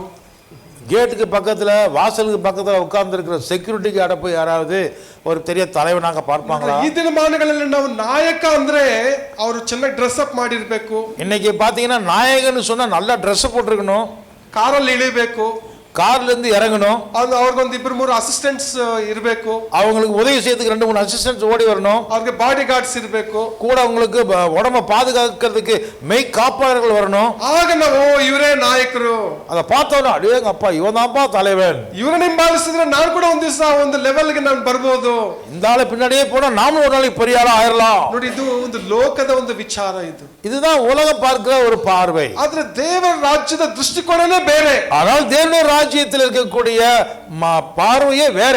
ಏಕೆಂದ್ರೆ ನಾವು ಹೇಳುವಂತದ್ದು ಸತ್ಯ ವೇದದಿಂದ ಹೇಳ್ತಾರೆ, நாம் சொல்லுவது வேத வசனத்திலிருந்து சொல்லிக் கொண்டிருக்கிறோம். ಸೋ ಎಸ್ತರಳು ಮೊರ್ದೆಕೈನ ಮಾತಿನ ಅನುಸಾರವಾಗಿ, இப்படியாக எஸ்தர் என்கிறவள் மொர்தெகாயினுடைய ஆலோசனையின்படியாகவே ರಾಜನ ಸಮ್ಮುಖಕ್ಕೆ ಹೋಗಿ ವಿಜ್ಞಾಪನೆ ಮಾಡೋದು ನಾವು ನೋಡ್ತೇವೆ. ராஜாவினுடைய சமூகத்திலே துணிகரமாக போய் அவள் விண்ணப்பம் செய்கிறதை நாம் பார்க்கிறோம். ನನ್ನ ಪ್ರಾಣ ಉಳಿತದೋ ಅಥವಾ ತೆಗಿತನೋ ಗೊತ್ತಿಲ್ಲ, என்ன உயிர் பொழைப்பேனோ அல்லது என் உயிரை எடுத்துருவாங்களோ எனக்கு தெரியாது. ಆದ್ರೆ ಮೊರ್ದೆಕೈ ಹೇಳ್ತಾ ಇದ್ದಾನೆ, ನಾನು ಹೋಗಿ ನನ್ನ ರಾಜನ ಸನ್ನಿಧಿಯಲ್ಲಿ ನಿಲ್ತೇನೆ ಎಂಬುದಾಗಿ ತೀರ್ಮಾನ ಮಾಡಿದ್ಲು. ஆனால் என்னுடைய வழிகாட்டியாக இருக்கக்கூடிய மொர்தெகாய் சொல்லிவிட்டார், எனவே நான் போவேன். ಇದರ ನಿಮಿತ್ತವಾಗಿ ನಾವು ನೋಡ್ತೇವೆ 127 ಸಂಸ್ಥಾನದಂತ ಎಲ್ಲಾ ಯಹೂದ್ಯರು ಅವರು ಬದುಕಲ್ಪಟ್ಟರೆಂಬುದಾಗಿ. இப்படி அவளுடைய பேச்சை கேட்டு கீழ்ப்படிந்ததினாலே 127 தேசங்களிலே சிதறி போயிருந்த யூதர்களுடைய அத்தனை பேருடைய உயிரையும் அவள் காப்பாற்றினாள். ಆಗ ಅವರೆಲ್ಲ ಪೂರಿಮ್ ಅನ್ನುವಂತ ಒಂದು ಹಬ್ಬವನ್ನು ಕೂಡ ಎಲ್ಲ ಯಹೂದ್ಯರು ಆಚರಿಸುವುದನ್ನು ನಾವು ನೋಡ್ತಾ ಇದ್ದೇವೆ. இதன் விளைவாக பூரீம் என்கக்கூடிய ஒரு மிகப்பெரிய ஒரு பண்டிகையை அவர்கள் கொண்டாடினார்கள் என்று நாம் பார்க்கிறோம். ಯಾವ ರೀತಿಯಾಗಿ ಒಂದು ದುಃಖದ ಒಂದು ಸನ್ನಿವೇಶವನ್ನು ದೇವರು ಬದಲಾವಣೆ ಮಾಡಿದನು. இப்படியாக ஒரு பயங்கரமான துக்கமான ஒரு சூழ்நிலையை கர்த்தர் முற்றிலுமாய் மாற்றி போட்டார். ಪ್ರಾಣದ ಅಪಾಯದಲ್ಲಿದ್ದಂತ ಇಸ್ರಾಯೇಲ್ ಜನರನ್ನು ದೇವರು ಪಾರು ಮಾಡಿದನು. உயிருக்கு ஆபத்தான வந்த நேரத்திலும் கூட தேவன் அவர்களை காப்பாற்றினார். ಇದರ ಒಂದು ಹಿನ್ನೆಲೆಯನ್ನು ನೋಡಬೇಕಾದ್ರೆ ನಾಯಕತ್ವದ ಒಂದು ಪ್ರಭಾವ ನಾವು ನೋಡ್ತಾ ಇದ್ದೇವೆ. இதனுடைய பின்னணியிலே நாம் பார்க்கும் பொழுது ஒரு தலைவனாக இருக்கக்கூடியவன் மற்றவர்களை வழிநடத்தக்கூடியவனாக இருக்கின்றான். ಅದಕ್ಕಾಗಿ ಇವತ್ತು ನಮ್ಮ ಒಂದು ಸಮಾಜ, அதற்காகத்தான் இப்பொழுது இங்கே ஒரு ஒரு ஒரு ஒரு சமுதாயம், ನಮ್ಮ ಒಂದು ಕೆಲಸ ಮಾಡುವಂತ ಒಂದು ಜಾಗ, நாம் வேலை செய்கிற ஒரு இடம், ನಮ್ಮ ಒಂದು ಸಭೆ, நாம் இருக்கக்கூடிய சபை, ನಮ್ಮ ಒಂದು ಕುಟುಂಬ, நாம் இருக்கக்கூடிய வாழுகிற குடும்பம் ಮಾದರಿಯ ನಾಯಕ ನಾಯಕಿಯನ್ನು ಎದುರು ನೋಡ್ತಾ ಇದ್ದಾರೆ. பின்பற்றக்கூடிய ஒரு மாதிரியா இருக்கக்கூடிய ஒரு தலைவனை எல்லாரும் தேடுகிறோம். ಒಂದು ದೈವಿಕ ನಾಯಕತ್ವದ ಗುಣ ನಮ್ಮಲ್ಲಿ ಇಲ್ಲ ಅಂದ್ರೆ, தெய்வீக விதமான ஒரு தலைமைத்துவம் நம்மிடத்தில் இல்லாமல் போனால் ನಮ್ಮ ಹೆತ್ತ ಮಕ್ಕಳೇ ನಮ್ಮನ್ನ ಹಿಂಬಾಲಿಸೋದಿಲ್ಲ. நம்ம பெத்த பிள்ளைங்க கூட நம்ம மதிக்கவே மாட்டாங்க. ನಮ್ಗೆ ಹೇಳಿದ್ರೆ ಇನ್ನೊಬ್ಬರಿಗೆ ಹೋಗಿ ತಮ್ಮ ಕುಟುಂಬದ ತಮ್ಮ ಸಮಸ್ಯೆಗಳನ್ನ ಇನ್ನೊಬ್ಬರಿಗೆ ಹೇಳ್ತಾರೆ, ಅಪ್ಪ ಅಮ್ಮಗೆ ಹೇಳೋದಿಲ್ಲ. சில பேர் என்ன பண்றாங்கன்னா ஊர் பூரா போய் பிரசங்கம் பண்ணுவாங்க, சொந்த பிள்ளைகளையும் மனைவியும் குடும்பத்தையும் திருத்தவே மாட்டாங்க, நடத்தவே மாட்டாங்க. ಆ ತಂದೆ ತಾಯಿ ಮೇಲೆ ಮಕ್ಕಳಿಗೆ ಒಂದು ಕಾನ್ಫಿಡೆನ್ಸ್ ಇರೋದಿಲ್ಲ, ಒಂದು ಟ್ರಸ್ಟ್ ಅವರಿಗೆ ಇರೋದಿಲ್ಲ. அப்பா மேல அம்மா மேல பிள்ளைகளுக்கு நம்பிக்கையே வர்றதே இல்ல.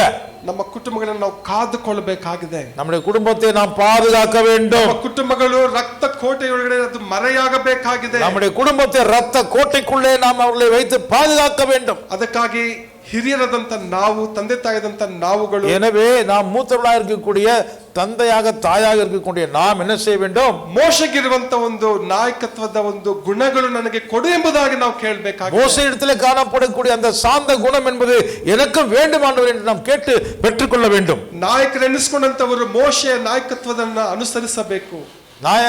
ஒரு உண்மையான தலைவனுக்குரிய குணாதிசயங்கள் மோசேக்கு இருந்ததை போல எனக்கும் வேண்டும் ஆண்டவரே என்று நாம் பெற்றுக்கொள்ள வேண்டும். ಏಕೆಂದ್ರೆ ನಮ್ಮ ಮನೆಗಳಲ್ಲಿ ದೇವರು ಯೆಹೋಶುವನನ್ನ ದೇವರು ಎಬ್ಬಿಸುವಂತವರಾಗಿದ್ದಾರೆ. ஏனென்றால் நம்முடைய வீடுகளிலே யோசுவாவை போல ஒருவனை தேவன் எழுப்புவார். ಎರಡನೇದಾಗಿ ರೂತಳ ಕುರಿತಾಗಿ ಕೂಡ ನಾವು ನೋಡುವಾಗ, இரண்டாவதாக நம்ம ரூத்தை குறித்து படிக்கும் பொழுது ನಮ್ಮ ಸ್ಥಿತಿ ಒಂದು ವೇಳೆ ನವೋಮಿಯ ಸ್ಥಿತಿಯಾಗಿ ಇದ್ದಿರಬಹುದು. நம்முடைய சூழ்நிலை ஒருவேளை நகோமியை போல இருக்கலாம்.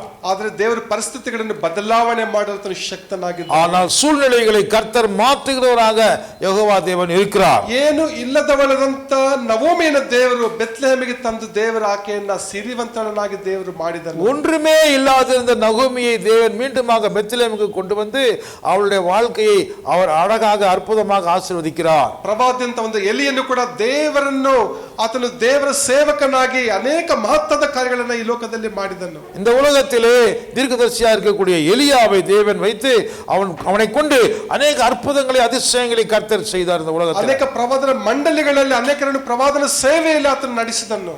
எலியாவினுடைய காலத்திலே அநேக தீர்க்கதரிசிகளுடைய கூட்டங்களை ஏற்படுத்தி அவளை வழி நடத்தினான். ಎಲಿಷನ್ ಎಂಬ ಒಬ್ಬ ಶ್ರೇಷ್ಠ ಪ್ರವಾದಿಯನ್ನ ಅವನು ಸಿದ್ಧ ಮಾಡಿದನು. அந்த நேரத்திலே எலிசா என்கக்கூடிய ஒரு புதிய ஒரு மனிதனை கூட தீர்க்கதரிசன ஊழியத்திலே கொண்டு வந்தான். ಮೊರ್ದೆಕೈ ಒಬ್ಬ ಸಾಮಾನ್ಯ ವ್ಯಕ್ತಿಯಾಗಿದ್ದರೂ ಕೂಡ, ಮೊರ್ದೆಕಾய் பார்ப்பதற்கு ஒரு சாதாரண ஒரு ஆளாக இருந்தாலும் ಅರಮನೆಯಲ್ಲಿದ್ದಂತ ಎಸ್ತೇರಳನ್ನ ಪೋಷಣೆ ಮಾಡಿ ಆಕೆಗೆ ಒಂದು ಮಾರ್ಗದರ್ಶನ ಮಾಡಿ ಆ ಒಂದು ರಾಜನ ಬಳಿಯಲ್ಲಿ ವಿಜ್ಞಾಪನೆ ಮಾಡುವಂತೆ ಆತನು ಪ್ರೇರೇಪಣೆ ಮಾಡಿದನು. அரண்மனைக்குள்ளே வசித்துக் கொண்டிருந்த பட்டத்து ராணியா இருக்கக்கூடிய எஸ்தருக்கு போதனைகளை கொடுத்து வழி நடத்தி சொல்லிக் கொடுத்து எதை செய்ய வேண்டும் என்று சொல்லி அந்த யூதர்களை காப்பாற்றுகிற ஒரு வேலையை செய்யும்படி செய்தான். ಈ ಮುಂಜಾನೆ ವೇಳೆಯಲ್ಲಿ ನಾವು ನಮ್ಮ ಕಣ್ಗಳನ್ನು ಮುಚ್ಚಿದವರಾಗಿ, இந்த காலை நேரத்திலே நம்முடைய கண்களை மூடினவர்களாக, ನಮ್ಮಲ್ಲಿ ಅನೇಕರಿಗೆ ನಾಯಕತ್ವದ ಒಂದು ಆಸೆ ಇದೆ.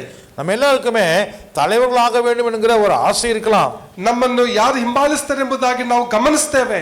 நம்மளை யார் பின்பற்றுகிறார்கள் நாம் கவனிக்க வேண்டும். ಒಂದು ವೇಳೆ ನಮ್ಮನ್ನ ಯಾರಾದ್ರೂ ಬಿಟ್ಟು ಹೋದ್ರೆ ನಾವು ನಿರಾಶೆ ಆಗ್ತೇವೆ. ஒருவேளை நம்மை விட்டுட்டு ஜனங்க போனால் நமக்கு உடனே ஏமாற்றம் வருகிறது. ಆದ್ರೆ ನಮ್ಮಲ್ಲಿ ನಮ್ಮ ಮಕ್ಕಳು, ನಮ್ಮ ಮೊಮ್ಮಕ್ಕಳು ಯೇಸುವನ್ನು ಕಾಣಬೇಕಾಗಿದೆ. ஆனால் நம்மை பார்த்து நம்முடைய பிள்ளைகளும் நம்முடைய பிள்ளைகளின் பிள்ளைகளும் பின்பற்றுவர்களாக இருக்க வேண்டும். ನಾವು ಕೆಲಸ ಮಾಡುವಂತ ಒಂದು ಜಾಗದಲ್ಲಿ, நாம் வேலை பார்க்கிற இடத்திலே ಜನರು ನಮ್ಮನ್ನು ನೋಡ್ತಾ ಇದ್ದಾರೆ, ஜனங்கள் நம்மை பார்க்கிறார்கள், ನಮ್ಮನ್ನ ಗಮನಿಸ್ತಾ ಇದ್ದಾರೆ, நம்மை கவனித்துக் கொண்டிருக்கிறார்கள். ಎಂತವರಾಗಿದ್ದಾರೆ, இவர் எப்படிப்பட்டவராக இருக்கிறார், ಪರಿಸ್ಥಿತಿಗಳ ಅನುಸಾರವಾಗಿ ಬದಲಾವಣೆ ಆಗ್ತಾರಾ, இந்த சூழ்நிலை நிமித்தமாக இவர் மாற்றி விடுகிறாரா, ಇವರು ನಂಬಿರುವಂತ ದೇವರು ಯಾರು, இவர் யாரை நம்பிக்கொண்டிருக்கிறாரு, அந்த தேவன் யாரு, ಇವೆಲ್ಲವನ್ನ ಲೋಕದ ಜನರು ಗಮನಿಸ್ತಾ ಇದ್ದಾರೆ. இது எல்லாவற்றையும் உலகத்தின் ஜனங்கள் பார்த்து கொண்டு தான் இருக்கிறார்கள். ನಮ್ಮ ಕಣ್ಗಳು ಸ್ವಲ್ಪ ಜನರನ್ನ ನೋಡಬಹುದು, நம்முடைய கண்களினாலே நம்ம சிலரை தான் கவனிக்க முடியும். ಆದ್ರೆ ಬಹಳ ಮಂದಿ ಕಣ್ಗಳು ನಮ್ಮನ್ನು ನೋಡುವಂತದ್ದಾಗಿದೆ.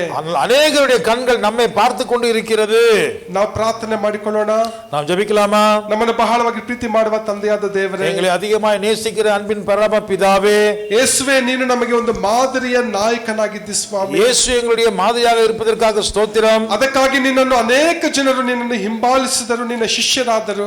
அதற்காகத்தானே அநேகர் உம்மை நம்பி பின்பற்றி சீஷரானார்கள். ಹಳೆ ಒಡಂಬಡಿಕೆಯಲ್ಲಿ ನಮಗೆ ಮಾದರಿಯ ನಾಯಕತ್ವವನ್ನು ನಮಗೆ ಇವತ್ತು ನೀನು ತೋರಿಸಿಕೊಟ್ಟು ಅದಕ್ಕಾಗಿ ನಿಮಗೆ ಸ್ತೋತ್ರ ಮಾಡುತ್ತೇವೆ. பழைய ஏற்பாட்டிலிருந்து அநேக மாதிரிகளை நீர் எங்களுக்கு இன்றைக்கு காண்பித்ததற்காக நமக்கு நன்றி செலுத்துகிறோம். ನಮ್ಮ ಜೀವನದಲ್ಲಿ எங்களுடைய வாழ்க்கையிலே ಮೋಶೆಯ ತತ್ವಗಳನ್ನು, மோசேயினுடைய வாழ்க்கையின் தத்துவத்தின்படி, ರೂತಳ ಒಂದು ತತ್ವವನ್ನ, ரூத்தினுடைய வாழ்க்கை முறையின்படி, ನವೋಮಿಯ ಹಾಗೆ, நகோமியை போல, ಎಲಿಯನ ಹಾಗೆ, எலியாவை போல, ಮೊರ್ದೆಕೈ ಎಸ್ತೇರಳ ಹಾಗೆ, மொர்தெகாய் எஸ்தரை போல ಅಂತ ಗುಣಗಳನ್ನು, அப்படிப்பட்ட குணலட்சணங்கள் ನಮಗೂ ನಮ್ಮ ಮಕ್ಕಳಿಗೆ ದಯಪಾಲಿಸು. எங்களுக்கும் எங்களுடைய பிள்ளைகளுக்கும் நீர் அருள வேண்டும் என்று ஜெபிக்கிறோம். ನಾವು ಅನೇಕರ ಮೇಲೆ, அநேகர் மேலே ಪ್ರಭಾವ ಬೀರುವಂತ இப்படிப்பட்ட ஒரு தலைமைத்துவத்தை நாங்கள் செலுத்த ನಾಯಕರಾಗಿ ಮಾರ್ಪಡಿಸು. நாங்கள் எங்களை தலைவர்களாக எங்களை மாற்றும். ಪ್ರಾರ್ಥನೆ ಕೇಳೋದಕ್ಕಾಗಿ ಸ್ತೋತ್ರ. எங்கள் ஜெபங்களை கேட்பதற்காக நன்றி. ಯೇಸುವಿನ ಅಧಿಕಾರವುಳ್ಳ ನಾಮದಲ್ಲಿ ಬೇಡುತ್ತೇವೆ ತಂದೆಯೇ. இயேசு கிறிஸ்துவினுடைய அதிகாரமுள்ள நாமத்தினாலே கேட்கிறோம் நல்ல பிதாவே.